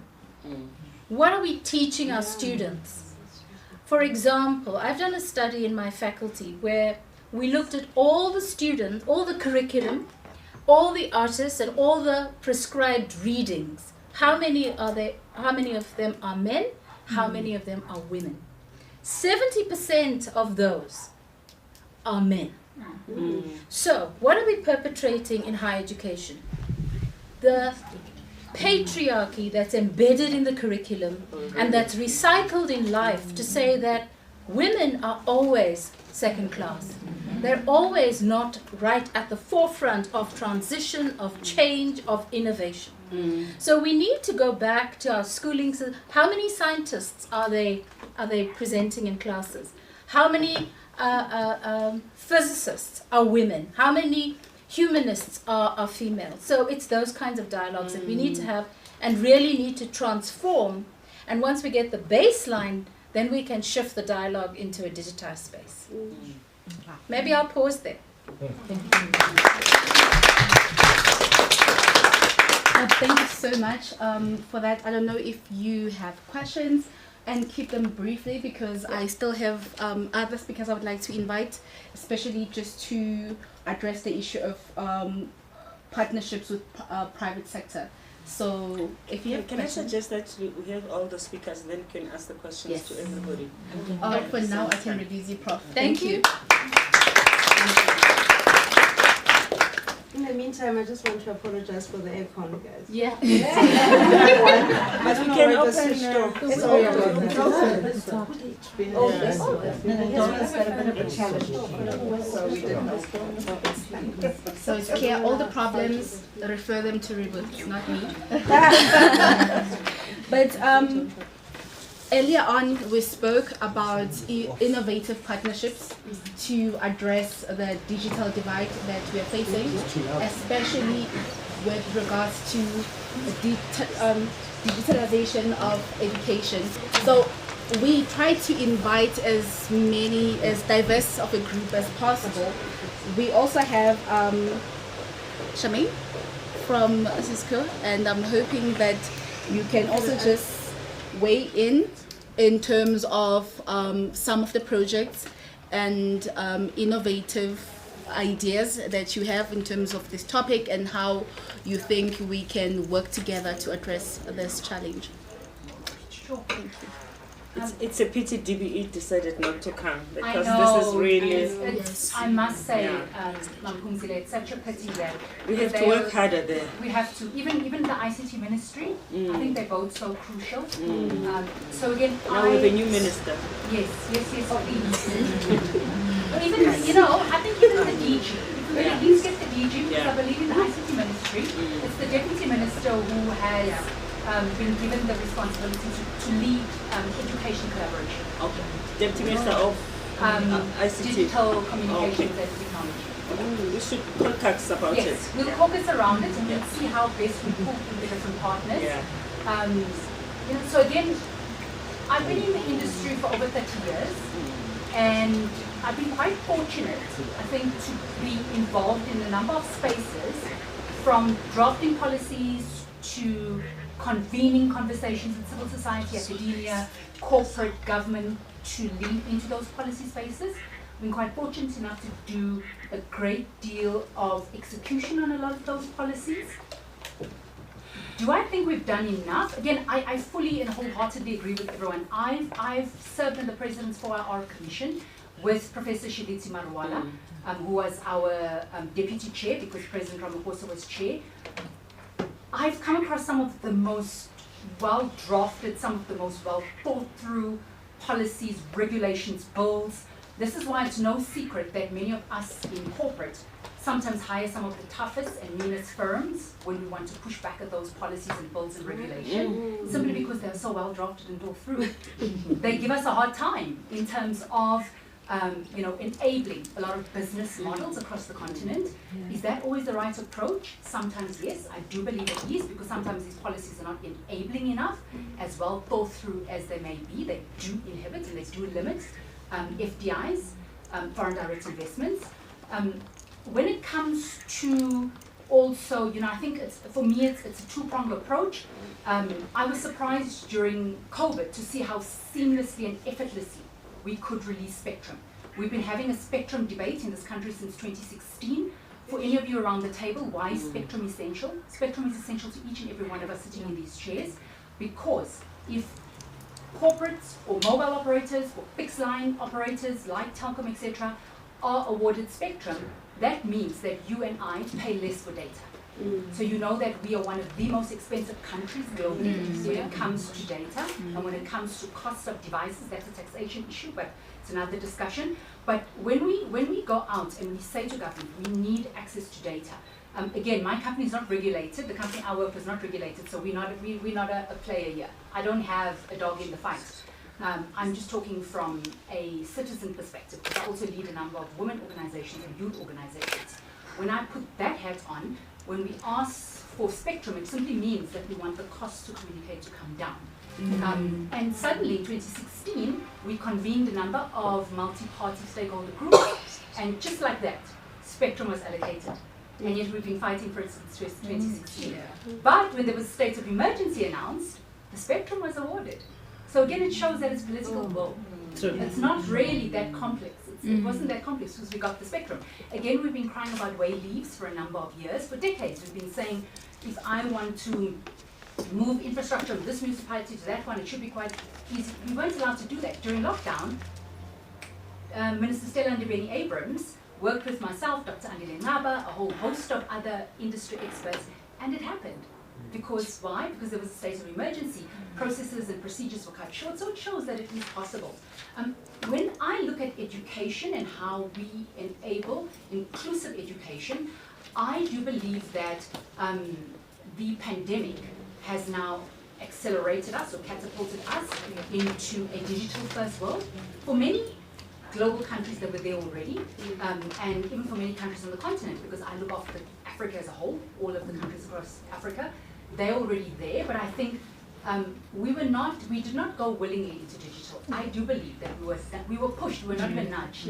We were literally flung into digital, and we were very unprepared, simply because it's something that we've never taken seriously. The digital economy and the entire understanding of how this can move us or catapult us into a real competitive era never ever resonated with any of us. So what's interesting for me is that was the first time we stood up and we realized that, yes, there is a possibility for us to have e-commerce. We don't have to leave our homes. Yes, there is a possibility for us to completely disrupt. Somebody was saying, education, what does that have to do with digital? What does anything not have to do with digital nowadays? There's an amazing book that you must all read called The Digital Vortex. And what this is showing us is how everything has been pulled into a vortex. So whether you're in banking, so nowadays you find that banking is going into agriculture, agrotech is suddenly in commerce. It's just such a mix and match. And it's simply because you have this opportunity, and the sad thing is many of our children have not been taught that you can do so much with this little device. To them it's still a game. You can get onto social media, you can get onto different platforms, but they're not understanding that the massive open online, you don't see that there is this content that's online. I know UJ is phenomenal in terms of, and many other universities for that matter. I know that TUT, I serve on the advisory panel, they do some phenomenal stuff, even with Harvard and so many other institutions where you can get so much content online for free. You get certificates for free. But again, the digital divide is real. And we're seeing that as corporates, focusing so squarely just in terms of some of the suburban areas. Nobody wants to go out to rural areas, again, because the spectrum is not being given in such a way. The spectrum is being auctioned for large sums of money, 3 billion a lot, 3 billion rand a lot. Who's going to buy the spectrum? It's those with lots of money. And where do their profits come from? Their profits come from these areas and from Sandton and from those fancy areas.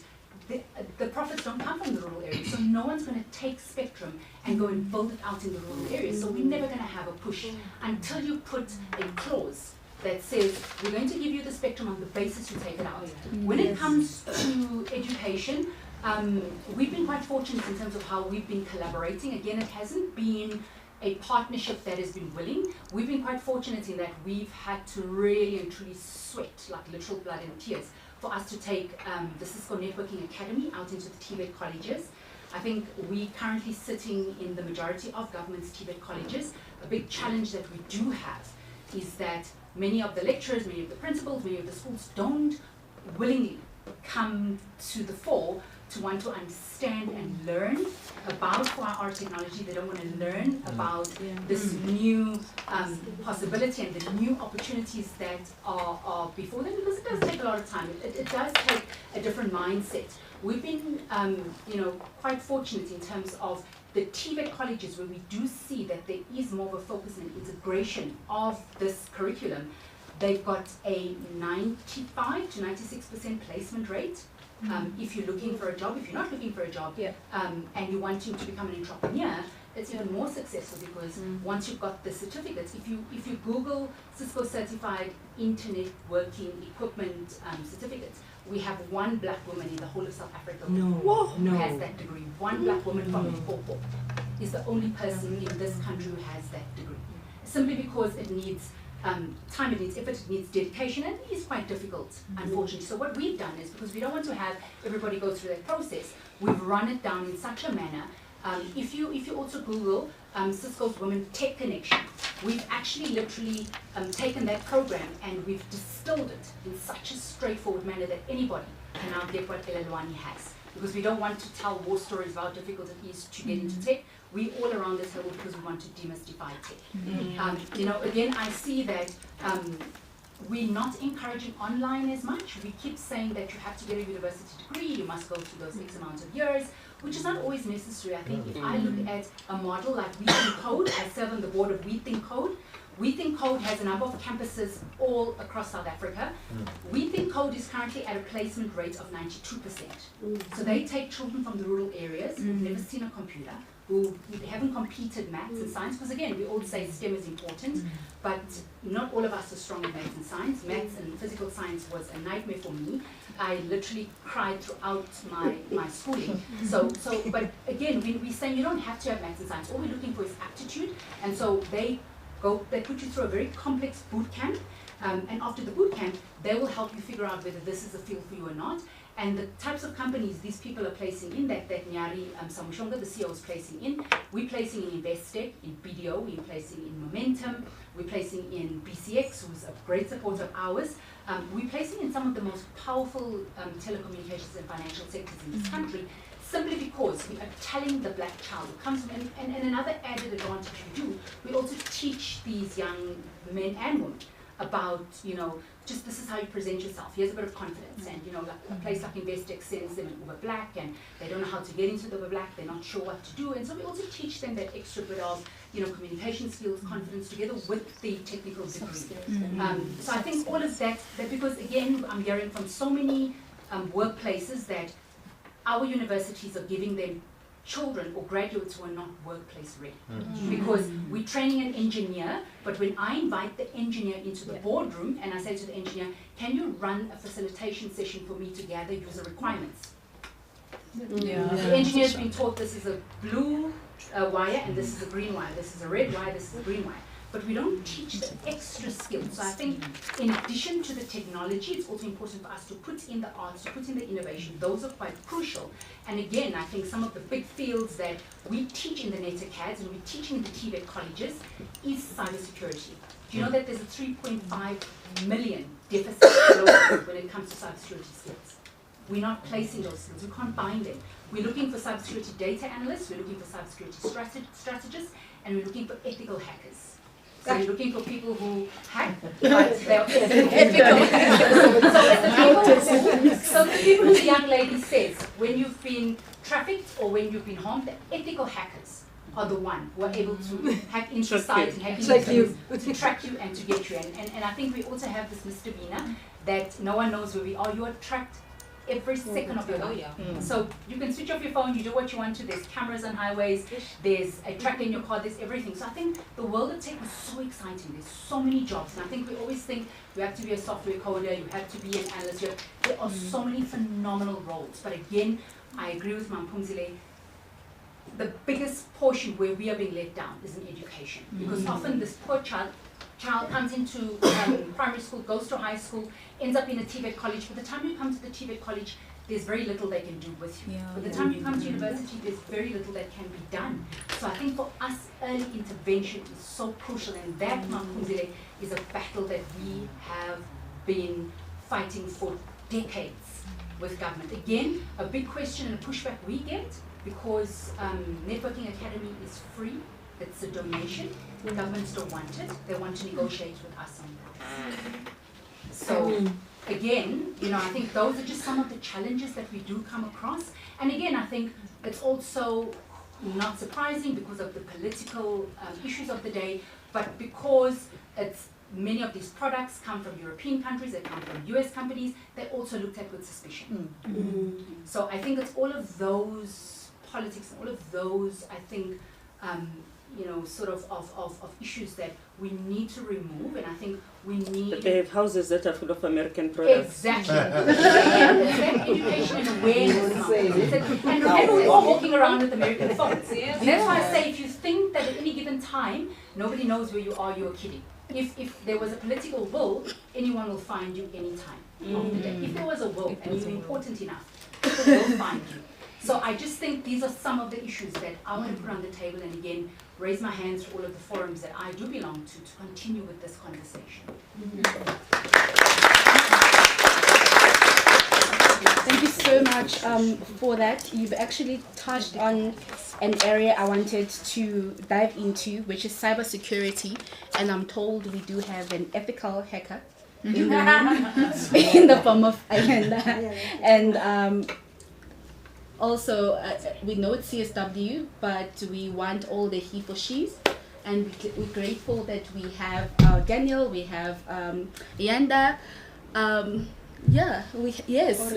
Uratile is also here as our male partners in the struggle for inclusivity, for gender equality. Ayanda, if I can just give you the floor to just, yeah. Can I stand? Yes, please. Thank you. Good afternoon. Thanks for the invite. I just want to make a few comments before we dive into the cybersecurity space, which you've correctly highlighted, the shortage in the space from a skills perspective.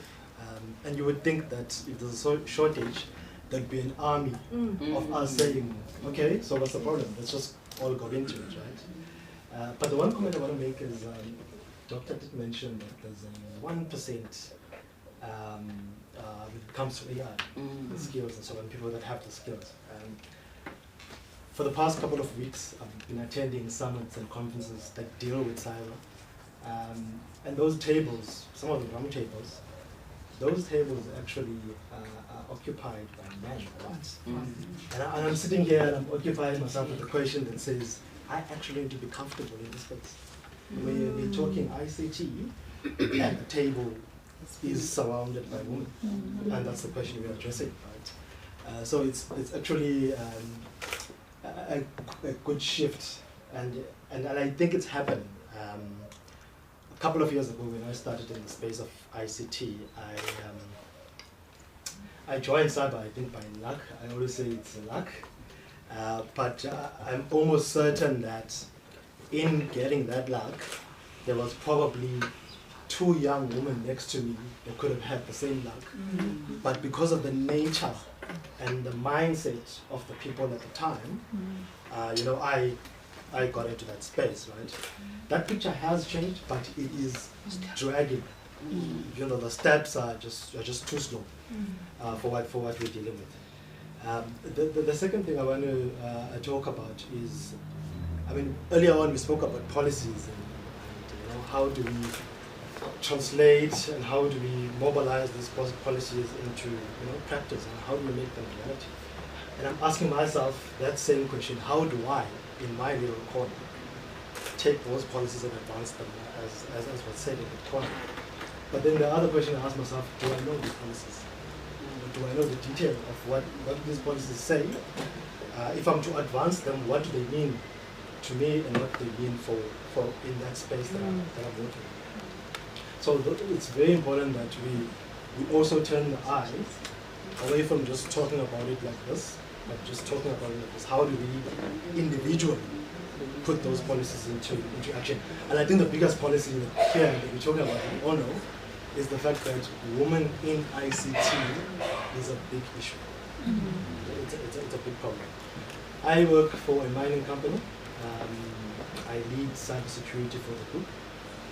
We've got a couple of mines across the country, and I ask myself, to what extent have I been intentional about the fact that I've got a team of 10 people, but we're all guys.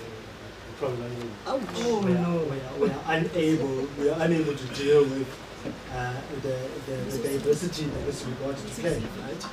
So it's an external team that I have that I ideally would want to have the diversity of women in the table, and we share different perspectives about this problem of cyber, right?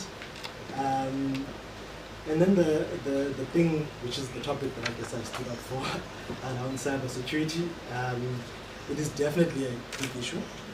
We do have a shortage.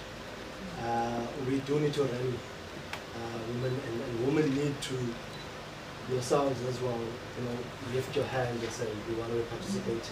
I've had a lot of women that actually are interested in this side, but you'll find that they are not being given the spaces. Right? And I see myself having that responsibility where I need to be intentional about bringing that topic on the table. Right? So cybersecurity is a broad space. I know you called me ethical hacker, but I started off as a technical person, but now I'm more dealing with the policy and dealing with strategy and governance around what the business does with respect to cybersecurity. And I think there's a lot to learn in that space, and the opportunities are great, as you've mentioned. So I would encourage that with your device that you have there, that you consider the fact that how do you then also bring in, how do you maybe equip yourself so that if anyone asks you about is that device secure, is someone not listening to the fact that this device is communicating with all these other stakeholders, is that communication secure? It's an area that that I, as you said, commit myself as well to see how can I assist, address this question of women in the ICT. Thank you so much. I usually like to solve problems. So you just said in your team you don't have females. Yeah. And I have a young female who needs a job right now. She's still marketing, so yes. I can just make sure that I exchange contacts. Next time we meet, we'll be talking a new hacker, right? Yeah. She's trainable. Thank you so much. I would like to. I know I said I wanted Daniel to come in on artificial intelligence, but for now, can I just ask Gugu from MICT SETA to just weigh in on the topic? I do know that also you're doing some work with the foundation. Yeah. Oh. Hi, Gugu. Yes, could you just weigh in? You've heard some of the concerns. And what are some of the approaches that you have in terms of addressing this? Thank you. On the platform.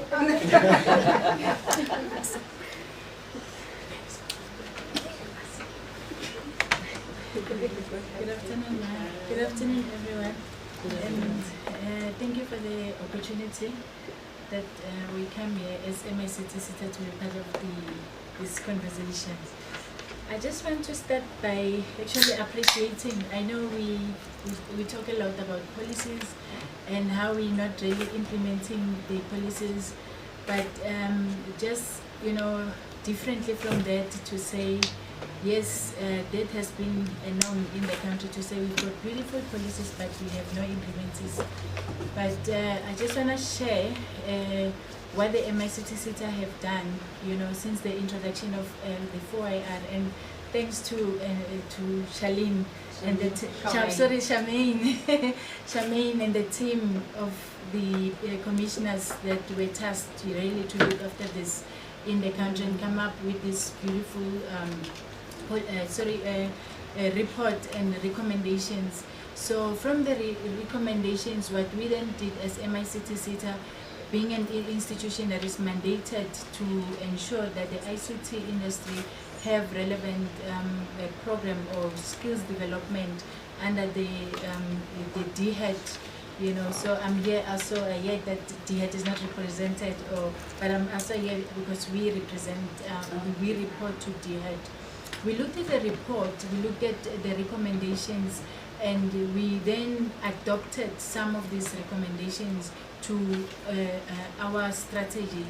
We went to the department and request that we be given an approval to have a 4IR division, and that 4IR to assist the MICT SETA or to also assist us to be able to respond in terms of our mandate.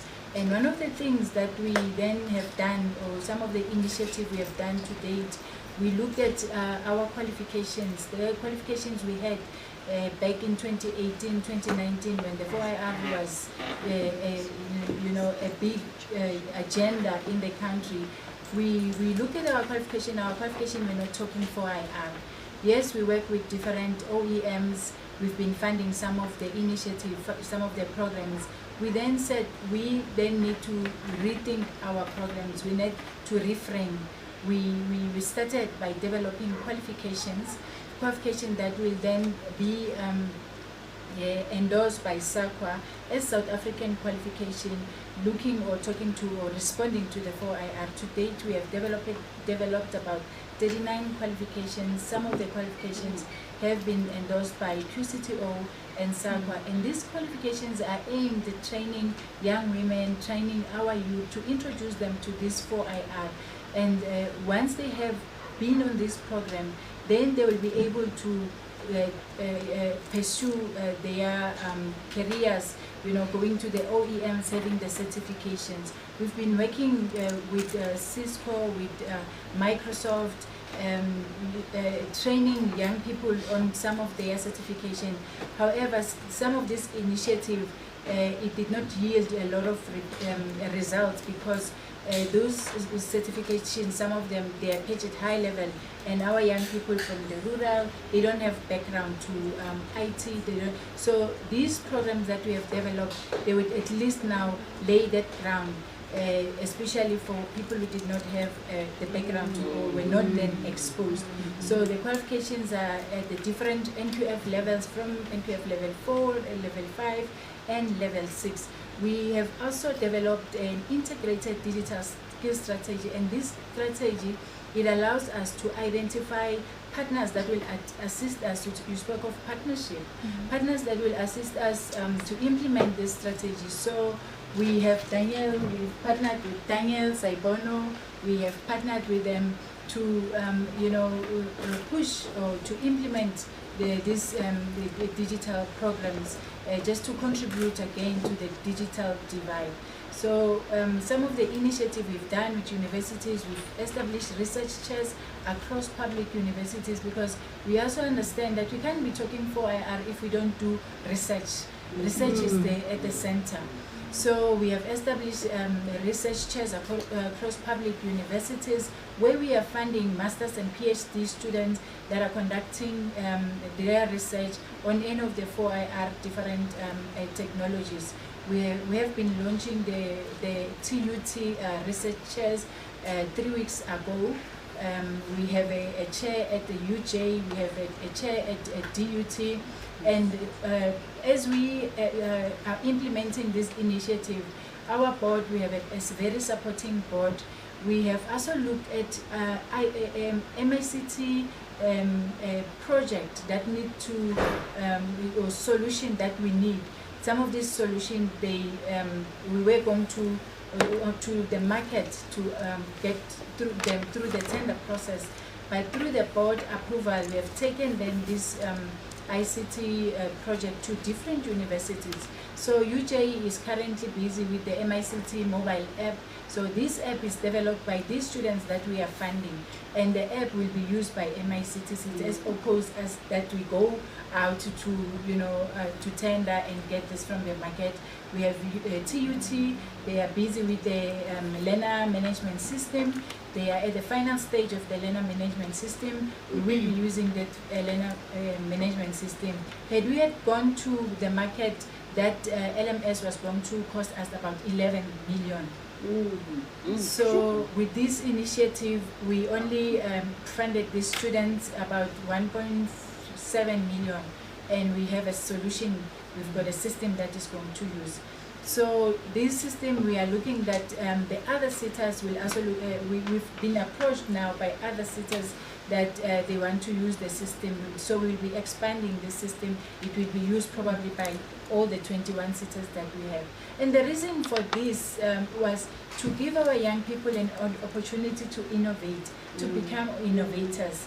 As government, we always, reliant on, the external, instead of looking at internal as how can we become self-sustainable, self-sufficient, So we have then started to say we want to lead on this.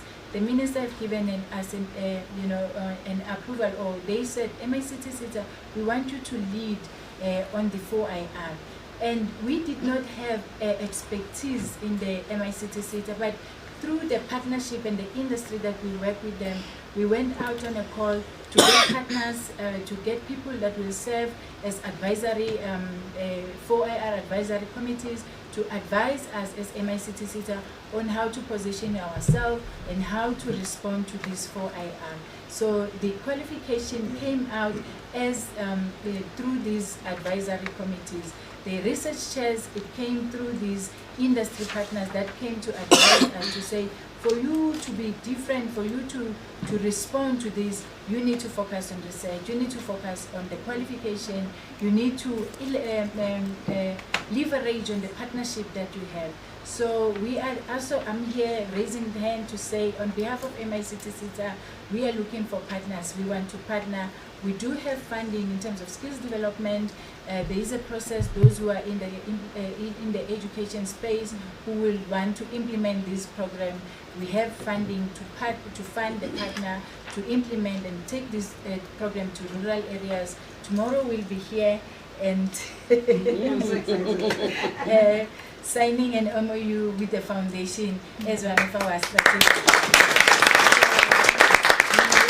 Looking for more partners that will partner with us in this 4IR agenda or in this digital. Thank you. Thank you so much. When are we getting the intense? You know what, I'm actually so grateful that you spoke, because I feel like you've addressed many of the questions that were directed at government, and I was looking at government. So thank you so much. Danielle, may I just ask you to weigh in on artificial intelligence, bearing in mind that here we're still trying to look at how we utilize all these technologies to improve the lives of women and girls. Over to you. Thank you. Thank you, everybody. Good afternoon to all. And I just want to say at the outset how humble I am to be invited into this forum, or to participate in this forum, and to be in the presence of such beautiful, powerful women. I think Andy, you'll support me on this. I am the founder of a company called CXI Africa. And I think, Shemaine, we shared a stage a long time ago with Dr. Umlambo, where you spoke, and your reputation precedes you, because you keep the flag flying. You really do. We are a company that teaches or specializes in emerging technologies. So we teach programs such as extended reality, artificial intelligence, Internet of Things, cloud computing, data science, and then we go down into digital literacy, digital marketing, and the like, all within the 4IR space. Now, how did we come about doing all of this? Well, we took a leaf out of the recommendations that the 4IR Commission sent back to the President. And one of those 8 recommendations was that we needed to build capacity. Now, we talk about the 4IR, and it's sexy, and it sounds good, and it puts us on the world stage. But what have we done about it? What proof of concept do we have? How does it affect our lives? Other than calling Uber and booking at Airbnb. But that's not us. That's the Americans that we've adopted. Yeah? So we want to create apps that affect our lives in South Africa. So during COVID, I went about developing these curriculums, kept me busy for a couple of years, kept my wife happy, kept out of her space as well. And in 2021, I set about introducing the training for this, and I approached the SETAs. They were a little skeptical, because I think I caught them unaware, and eventually I got the support from MICT SETA, and I got the support from Cheetah, which is the chemical SETA, who decided to fund me and take a chance and run a pilot project. Well, I said, here we go. I had the backing of Professor Barry Dwalotsky, who is the Director of Innovation at Wits University and one of the foremost words on emerging technologies in the world. I also got the backing of some of the other academia, Professor Randall Carlson, you know him, Dr. Dwight Rickard, and others to support what I was doing, but in the manner in which was right for the local consumption.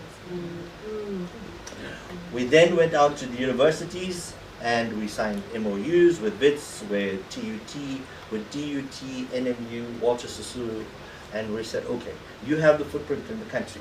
We've got content. We want to bring it to you because we want to take this across the country. And they were all very positive and responded positively to our request. And here we are 1 year later. We've now took in and graduated 140 graduates out of our training. We've placed 52% of them in companies. I'm getting to the good part. In companies such as Sasol, Huawei. We've signed a partnership agreement with Huawei. We're looking to do the same with Cisco. Hint, hint. IBM has just come on board. So has Hisense. You know them for TVs, but there's other technical devices and resources that they do offer us. 64% of the graduates that have come out of our programs were women. I've got 11 facilitators on retainer mean full-time employed. Now, if anybody knows anything about the training space, normally we hire facilitators on an ad hoc basis. When we need them, we call them. If they're available, we hire them. No, we employ all 11 of them full-time. 9 of them are women.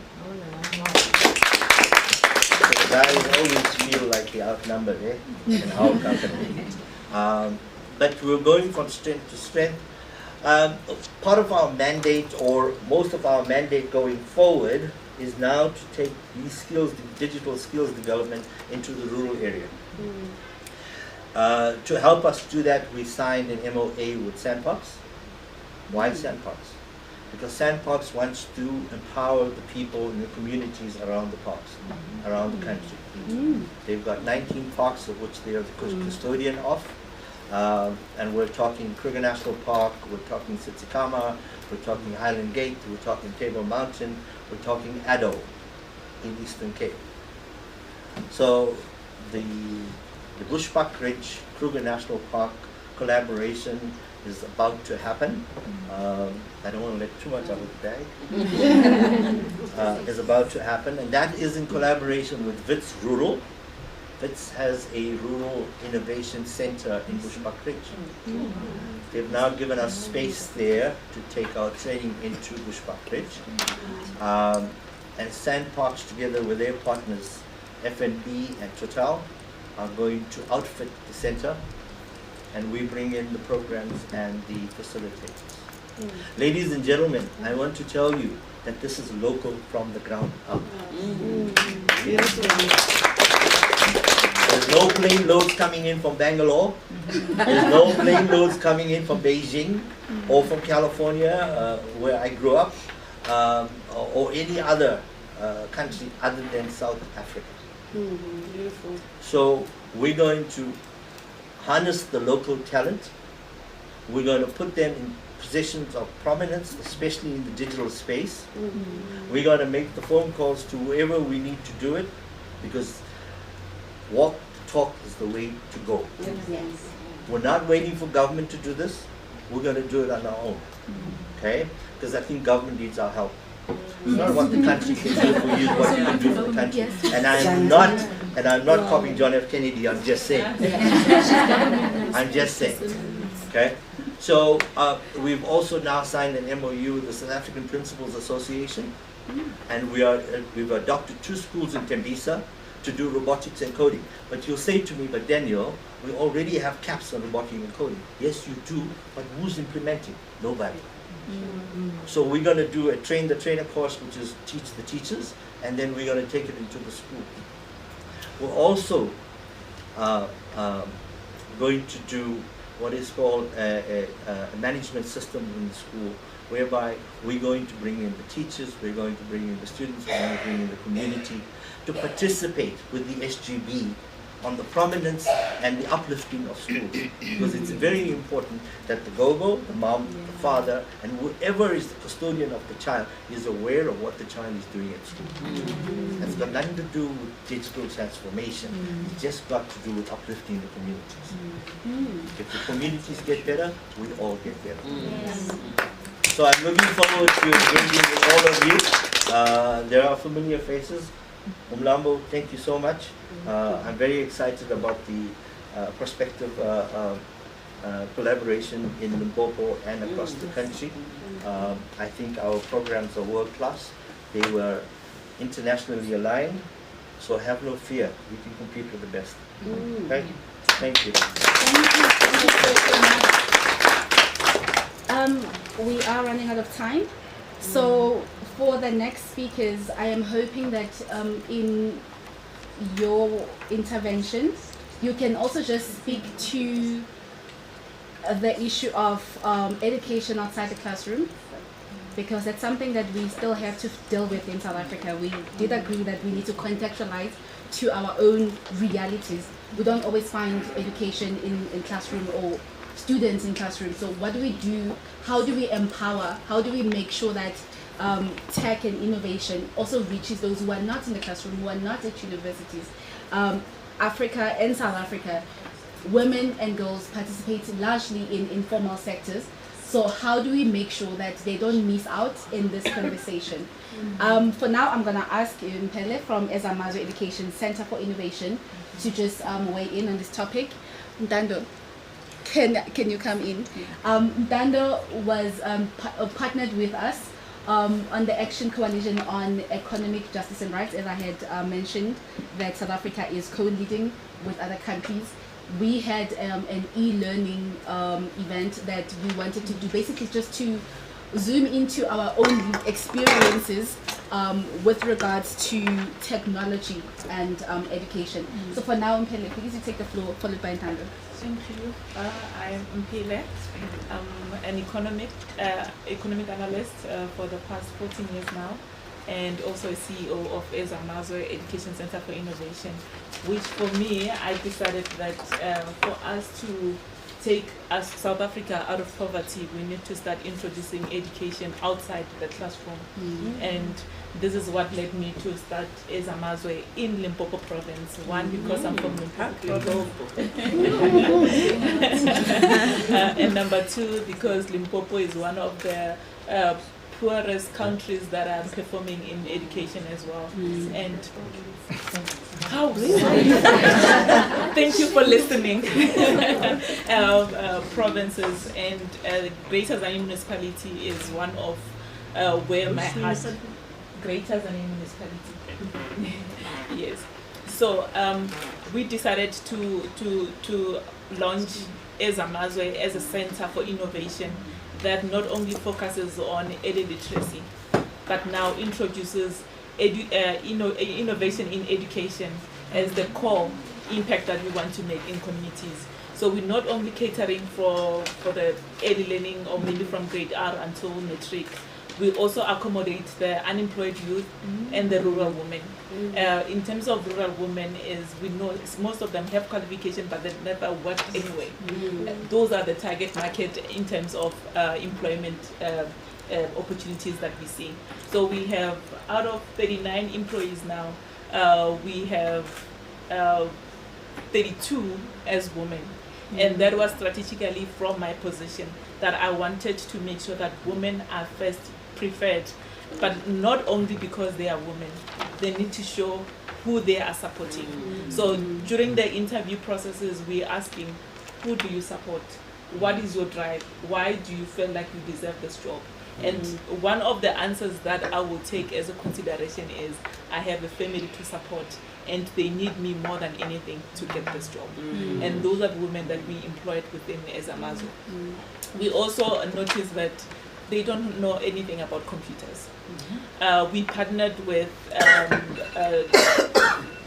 Vodacom So it's just you know, so Vodacom is not a preferred. Yeah, but we had to go there.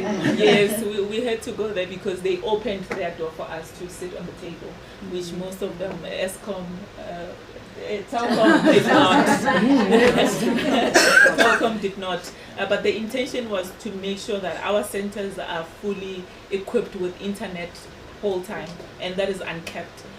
As long as you come to our center wearing a school uniform, you deserve a seat and you can use our computers. Only when you are wearing a school uniform. And number one is because we want them to come straight from school instead of playing on the street. When they get to the center, we asking them, do you have homework for today? If you have homework, you sit and do your homework. There's a tutor available. This is the unemployed youth. This is where they come in to get experience. And also, if you did marketing, you're also part of our marketing department. So you can get a skill in your field of study. But what is important for us is to make sure that these people know how to use internet and they use it to build in their analytical skills. So when they use our internet, we have no social media. So it's social media zero environment. But we want them to start doing research. So the conversations around our center is, today I learned about plantation, and they will go to the internet, sit in groups. We have those that are from overcrowded schools, and we have those that are from the multiracial. They all come to the center. If you have information because you are from a better school, you educate the other, and that's how we integrate in the community instead of having the haves and have-nots. So internet plays a big role, and hence I'm one of the advocates within the Limpopo legislature. When we got there, they said, oh no, we have all these policies, we have everything, but do you implement? They don't know how to implement because they are just sitting in the offices, and whoever's coming to do the check around is, do you know what the policies are? Yes, I have a file of policies. So our intention when we go through these tables is, let's work around your policies and see how best we can implement. From our position as Amazo Education Center for Innovation, is to take what we have currently and call out different organizations that are based in the Limpopo province.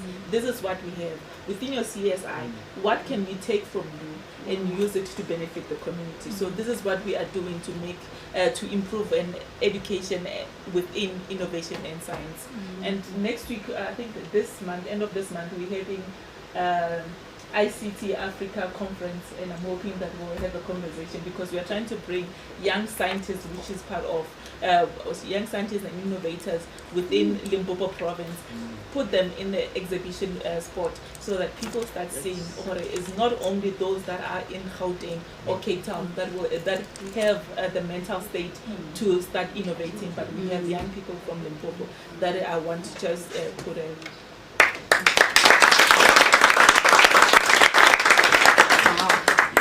I'm loving this. Less hate for government, but more partnerships than the country. Okay, thank you.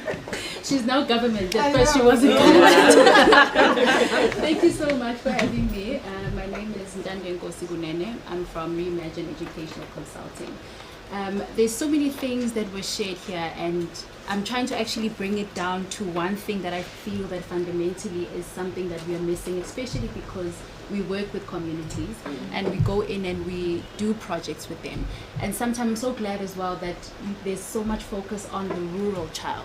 And also, as a person that comes from a township as well, there's also that focus of the township girl and the rural girl, which sometimes, yes, there are differences, but fundamentally it's access at the end of the day. What you find that is something that most of these programs are missing, and something that needs to be addressed as well. You raised something so important around the policy and the understanding of those policies that are brought into school. So I'm also a teacher by profession, as much as I've moved away into studying and doing my MBA. But what you realize is that these programs are pushed into schools without the teachers having a buy-in into those programs. And what you get there is that they don't know what to do with what you've given them, because they themselves don't understand what is it that we are doing and what is the goal of this thing that we are doing. Same thing goes with, I'll give an example of school libraries, or an example of books in schools. You find that you might donate books in the schools thinking this is a great thing that you're doing. However, you find that those books are not being touched. Why? Because there's no appreciation for the book. You have not taken the person to teach them appreciation of what it is that you are bringing. And sometimes that's what we're missing. What is it that this person needs to take from this, and what is it that they can benefit? We have to tie, for instance, reading to a goal. Just okay, you are reading because tying technology as to okay, innovation and technology. Why is it important for you? Because I can just go and attend, and that's it. I get my qualification, but that's it. But you have not opened up the world for someone to say, listen, once you have this, you can do 1, 2, 3. This is what it opens you up for. This is what you can do. So that's fundamentally something that misses quite a lot. That we don't take people through the process of appreciating what you are bringing towards them. Same thing when you bring gadgets to a school, right? You bring the computers, there's the access the kids have. Have you, Daniel, brought in something so important around the community buy-in? Making sure that the aunt, the gogo, they all understand what it is that you brought into the community and they have the appreciation for it. Because at the end of the day, you can bring in these gadgets at school and it's the community that needs to take care of it. But if they don't understand why it's here and they're thinking, oh, it's a quick buck, and they're not seeing the bigger picture of, oh, this can take our kids out of poverty, this can make our kids learn or advance themselves, then we're actually just going to plow, but nothing will actually happen. So we're working backwards. So I feel like we need to go back and possibly involve civil society in just making South Africans appreciate the value of what is being brought into the communities.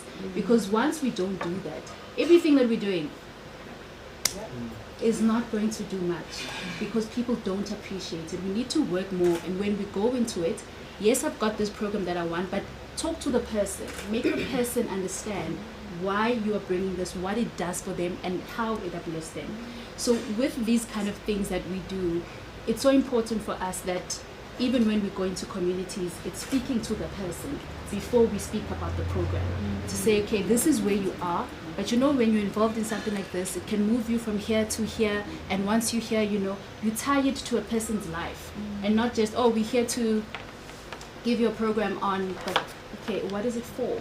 And what am I supposed to do with it once I have it? And what's the next step from here? Because we dump these projects and we go away. Again, it goes back to the monitoring and evaluation, the implementation of it. It's all that is missing, but I just want to bring us again back to basics. It's making the person that is intended to receive the program to appreciate the program for what it is, so that you are able to also see the benefits of what you put into our communities. Thank you so much, Umlambo, for just bringing it back to I guess everyone was criticizing the great policies we come up with, yet reception is not as great as we intended for, to be.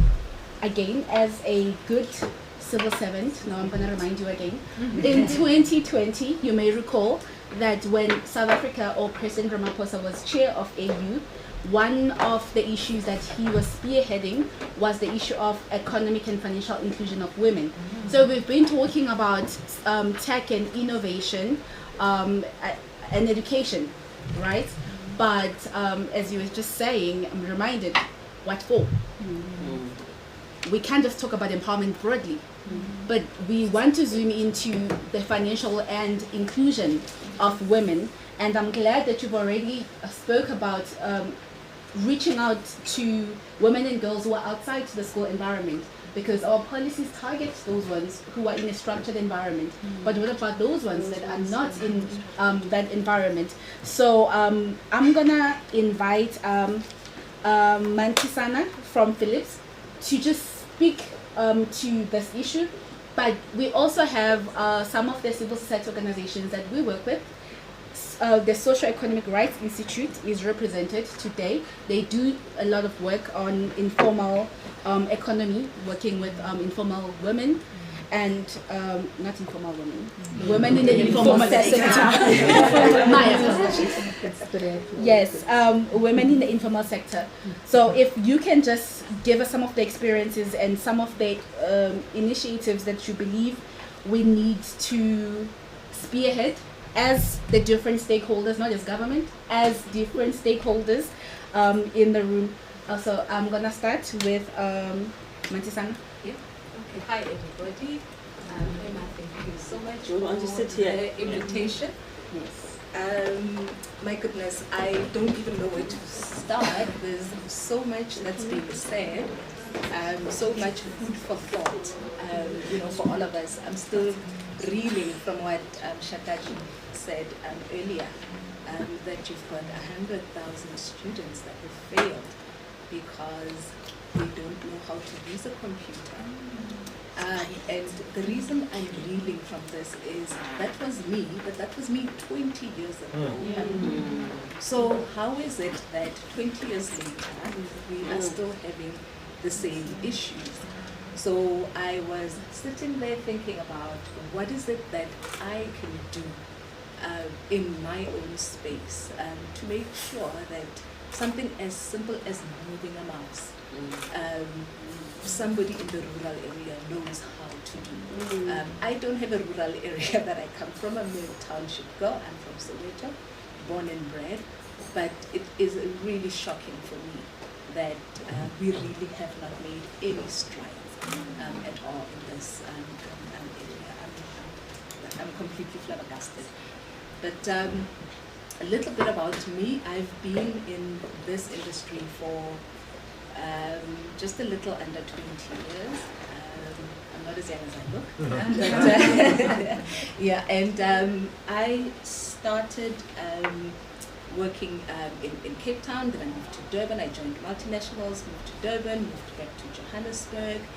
And as I was reflecting about my career, I realized that 50% of my bosses and my executive bosses have been women, which is, if I did not take time to reflect on this, I would not have seen that this is what's happened.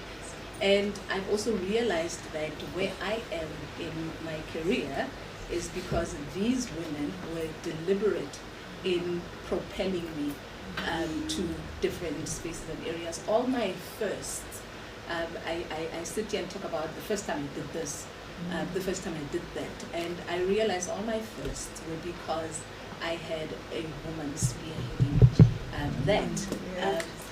And I'm now sitting in this position, thinking about what is it that I am doing.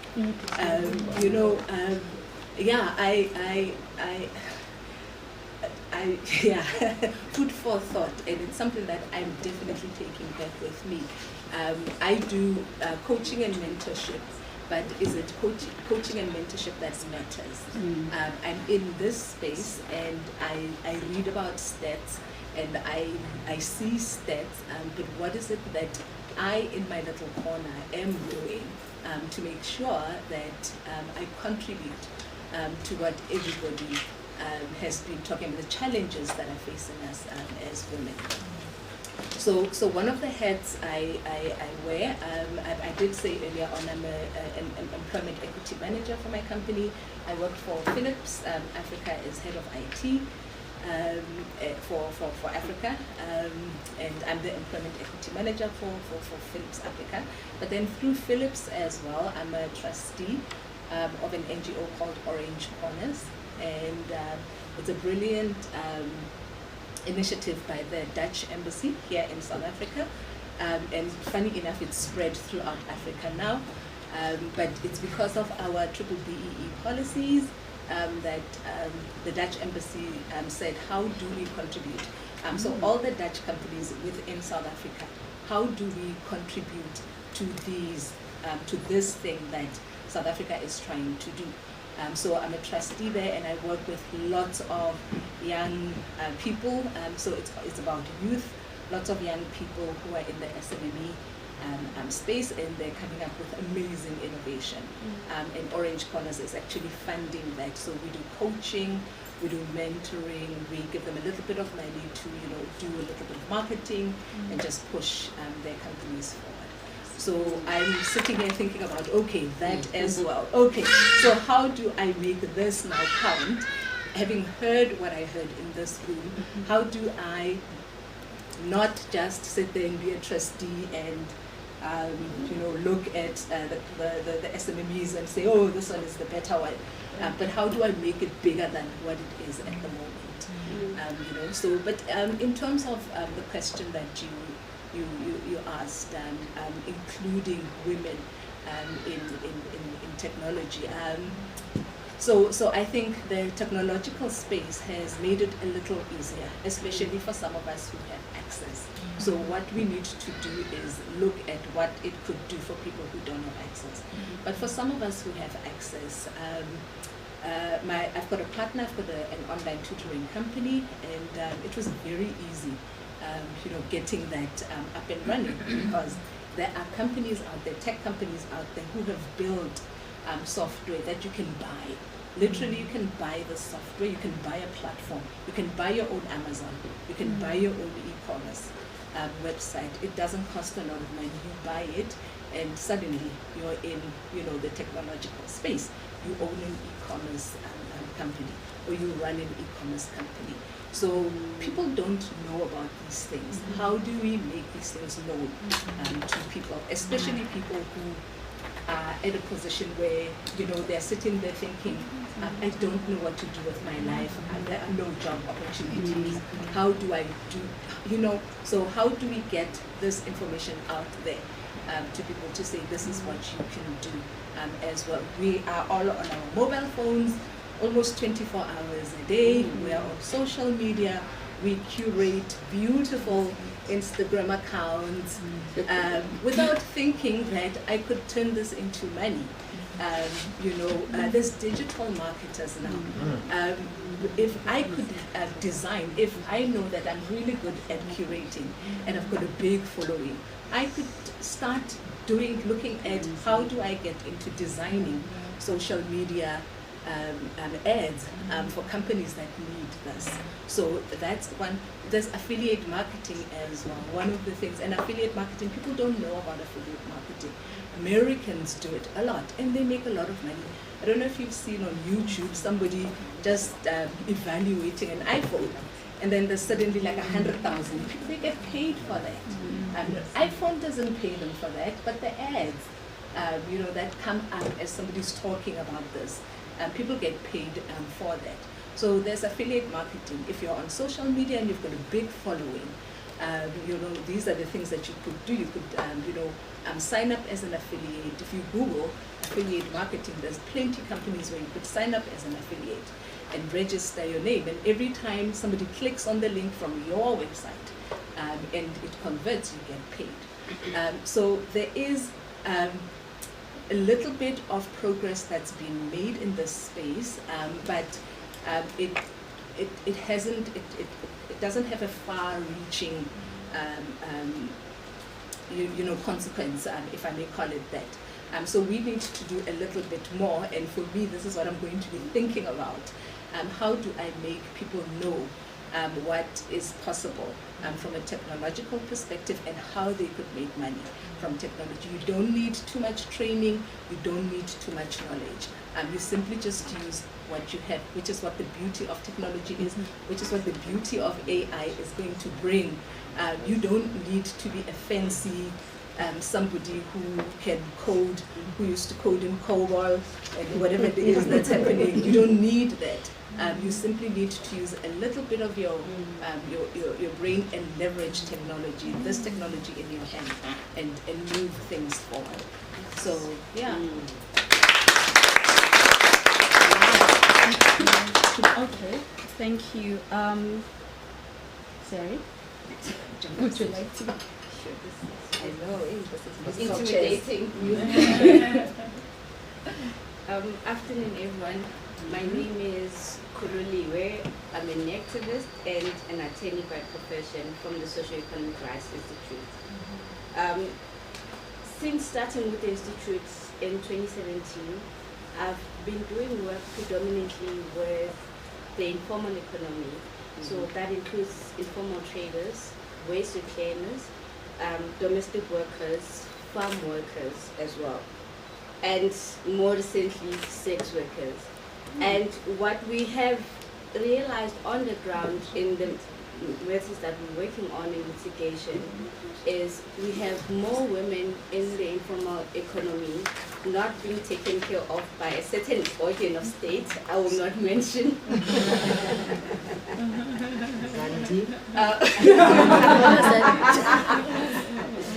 And the issues faced by women in the informal economy came up mostly when we were faced with the pandemic, when everyone was in their homes and we were all using Checkers 60 seconds to order from Checkers and Pick and Pay, and all of them, you name it, to the exclusion of women who are selling in the street as informal traders.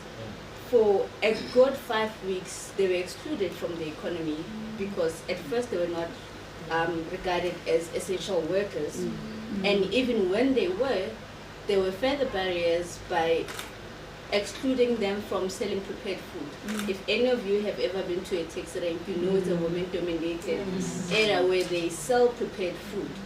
But the pandemic showed us that there's ways in which they get excluded. And I'm so glad we're having this discussion because part of the reason why Checkers was able to be included is because they've got access to technology. That's why they have got the app that you can use and you get your food within 60 seconds. Women in the informal economy do not have that. And that is such a big barrier to them continuing to earn a decent living because essentially that is what they're trying to do in such a bad economy. And the impact of that from the work that we did, especially during COVID, was that a lot of people did not have access to food security because it's not everyone who's got access to your Checker 60 seconds, who's got access to Pick and Pay. We still have a large number of people accessing food through the informal economy. So women in the informal economy or the informal economy at large not having access to technology is also affecting access to food security for a large number of South Africans who are living beyond the poverty, below the poverty line. And this is a very important thing for them. And this is what we found in our work. On my way here, I think I went to a petrol station and I was putting petrol. There was a woman who came to me. She was selling, I think, the car refreshers. And most of the time, I don't carry cash. And I know most people, the middle class and upper class, they don't carry cash. And for the first time, I was so excited. And I was like, is it because I'm coming here? She had a speed point. And that's the impact of... and that's the impact of technology. We don't have to be imagining an app such as 60 seconds, but having access to a speed point to be able to sell to a person like me is adding to the income that they're able to have. And I think a lot of us have experienced this when we try to support women in the informal economy, but you just don't have the cash. And you end up leaving and you are not able to assist the women in the informal economy. And I think for us in our work, one of the main issues we've had with informal traders and women who find themselves at the end of confiscations and violations by law enforcement officers is the issue of, as ordinary citizens, we're expected to come into technology, understand technology, but we've got the states that is not responsive to technology, that is not digitized. And this is such a big problem. The city of Johannesburg, as at 2019, had about 15,000 informal traders, mainly in the CBD. And 60% of those are women. And this is more than 5 years ago. But because the municipality, as an entity, it hasn't had a permit system since 2013. It doesn't have to date. It doesn't know who is trading where and is selling what. And I think it speaks to one of the points that were raised earlier on about the importance of data and what you can do with data. And this is where technology would come to assist women and the informal economy at large. And one of my, I think, my favorite part of the work is waste reclaimers. So I'm not sure about Pretoria, but if you're driving through Joburg, you probably won't pass 5 minutes without seeing someone with a big trolley going down the street. Those are waste reclaimers. It's people who are just making a living by collecting waste recyclables, mostly in high value generating areas, and selling it to buyback centers. I mean, it goes without saying the benefit that has to climate change. But they're doing this work without any technology involved. The municipalities they work in don't know who is a reclaimer in which areas, which is very important, because if you are to engage with the informal economy, you at least need to put a picture to the who is in the informal economy. That is like the first step. The state isn't aware who is in the informal economy. Similarly, as individual people, I don't think we're also aware of people who are in the informal economy in a form of waste reclaimers and the work they do, and how we can assist them assisting us in combating climate change. And I think this is where popular education and education outside the classroom and outside the conventional ways we've discussed with tertiary institutions, your basic education. We've got a large population that falls outside of these areas that needs to be educated on what waste reclaimers do, the benefit it has on the environment and combating climate change, and also how we can best assist them, because an ordinary waste reclaimer has to travel at least 10 kilometers with 200k on their back, down the trolley, uphill. And if we as ordinary citizens, we are educated in terms of what materials they collect, how they collect it, how, the state it needs to be in. And that's where technology comes in. We have people like Botlali who are coming with these great innovations, and such innovations can assist women in that sector to continue to make a living at ease, without having to travel 10 kilometers to get the recyclable waste that is of high value waste. And just lastly, I see the chair is she's harassing me. But I cannot overemphasize the point of the state being digitized. In 2020, we had the Constitutional Court decide on the case of Mahlangu, which involves domestic workers, and that domestic workers need to be included in COIDA, which they were excluded. You're all included, but domestic workers, until 2020, they were excluded from COIDA. So they couldn't claim for injuries that they sustained during the course of their work. But to date, since 2020, we have only had 8 claims by domestic workers for COIDA. This is by no any stretch of the imagination an indication of the claims that are out there. But because there is no technology to access those women in that informal economy, to get them to access the services that are available and can be provided by the state, we find ourselves with just 8 claimants, and we are stuck. We don't know how do we get those domestic workers to come and claim. And there's such horrible stories out there of domestic workers who've been injured during the course of their work, but they don't know how to go about it. They don't know where to go. And this is where technology can assist. An app or something, the innovative space can assist in making the work of informal traders, waste reclaimers, domestic workers, the informal economy at large to be easy, because we have not a failing economy, but we've got an economy that has a high rate of unemployment rate. So people are pushed into informal economy. But if the informal economy is not digitized and is not moving with the times, then we have a big problem. Yeah, I was harassed by the GSC. Ladies and gentlemen, I must say I'm humbled by all the contributions, the brains in this room. I would like to believe we are now friends. I hope all your names are here, because there were those who highlighted challenges as well as those who came up with solutions, and I believe together there's a lot that we can do for our very struggling economy, as it was highlighted. We have come to the end of our program, and thank you so much for being so tolerant in terms of indulging me as your chair or facilitator, because now the chair is here, for such a long time. And I think brilliant ideas were shared during this discussion.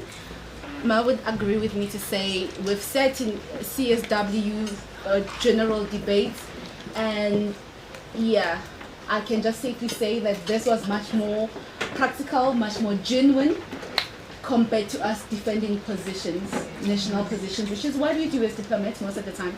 So I'm so glad that even some of our unemployed youth are going to be employed in cybersecurity after this. So I will now be handing over back to Ma to close for us. And also just to remind you why we should continue doing what we're doing, to make sure that every girl, every woman is empowered in all our little spaces we are in. Thank you. Well, thank you so much, and I'm sorry that we've taken so much of your time. So I hope that we can think about these ideas that we have, to see what we can implement, how we can collaborate. Some of you may do something on the side, some things we can do together. I think we'll look at the tape, and then maybe we can send you ideas. But also, if you have ideas, please just send us, and let's see what we can do together. Certainly, I do want to make sure this is not the end of this discussion. Rebu is going to CSW tomorrow. Yes, I'm leaving tomorrow. She's going to CSW tomorrow. Usuku's report, and I just want to. She wants to carry her bag. I just want to end by just leave this with you. I don't know, some of you maybe have I'm trying to be a tech person.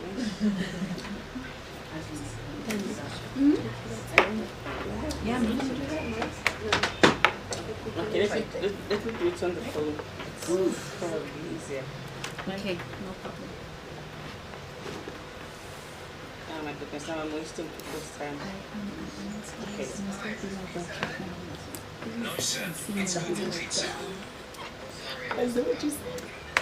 No, sir. Google bought Pizza Hut last month. Okay, I'd like to order a pizza then. Do you want your usual? My usual? You know me? According to our database, the last 12 times you called, you ordered an extra large pizza with 3 cheeses, sausage, pepperoni, mushrooms, and meatballs on a thick crust. Super. Yeah, that's what I want. May I suggest that this time you order a vegetarian pizza with sun-dried tomatoes on a whole wheat gluten-free crust? Shit, no. Vegetarian pizza. It sucks. It's too healthy. Your cholesterol is no good. When the hell did you know that? We cross-referenced your home phone number with your medical records. Oh. We have the results of your blood tests for the last 7 years. Well, either way, I don't want your goddamn vegetarian pizza. Or the cholesterol problem. Excuse me, sir, but you have not taken your medication regularly. According to our database, you purchased only a box of 30 tablets once at Superfarm Pharmacy 4 months ago. I bought more from another pharmacy. That doesn't show on your credit card statement. I paid in cash, that's why. But you did not withdraw enough cash according to your bank statement. Jesus Christ, I have other sources of money. That doesn't show on your latest tax returns because you bought them using an undeclared income source, which is illegal. Oh. What the hell? Somehow you have my tax records? This is nuts!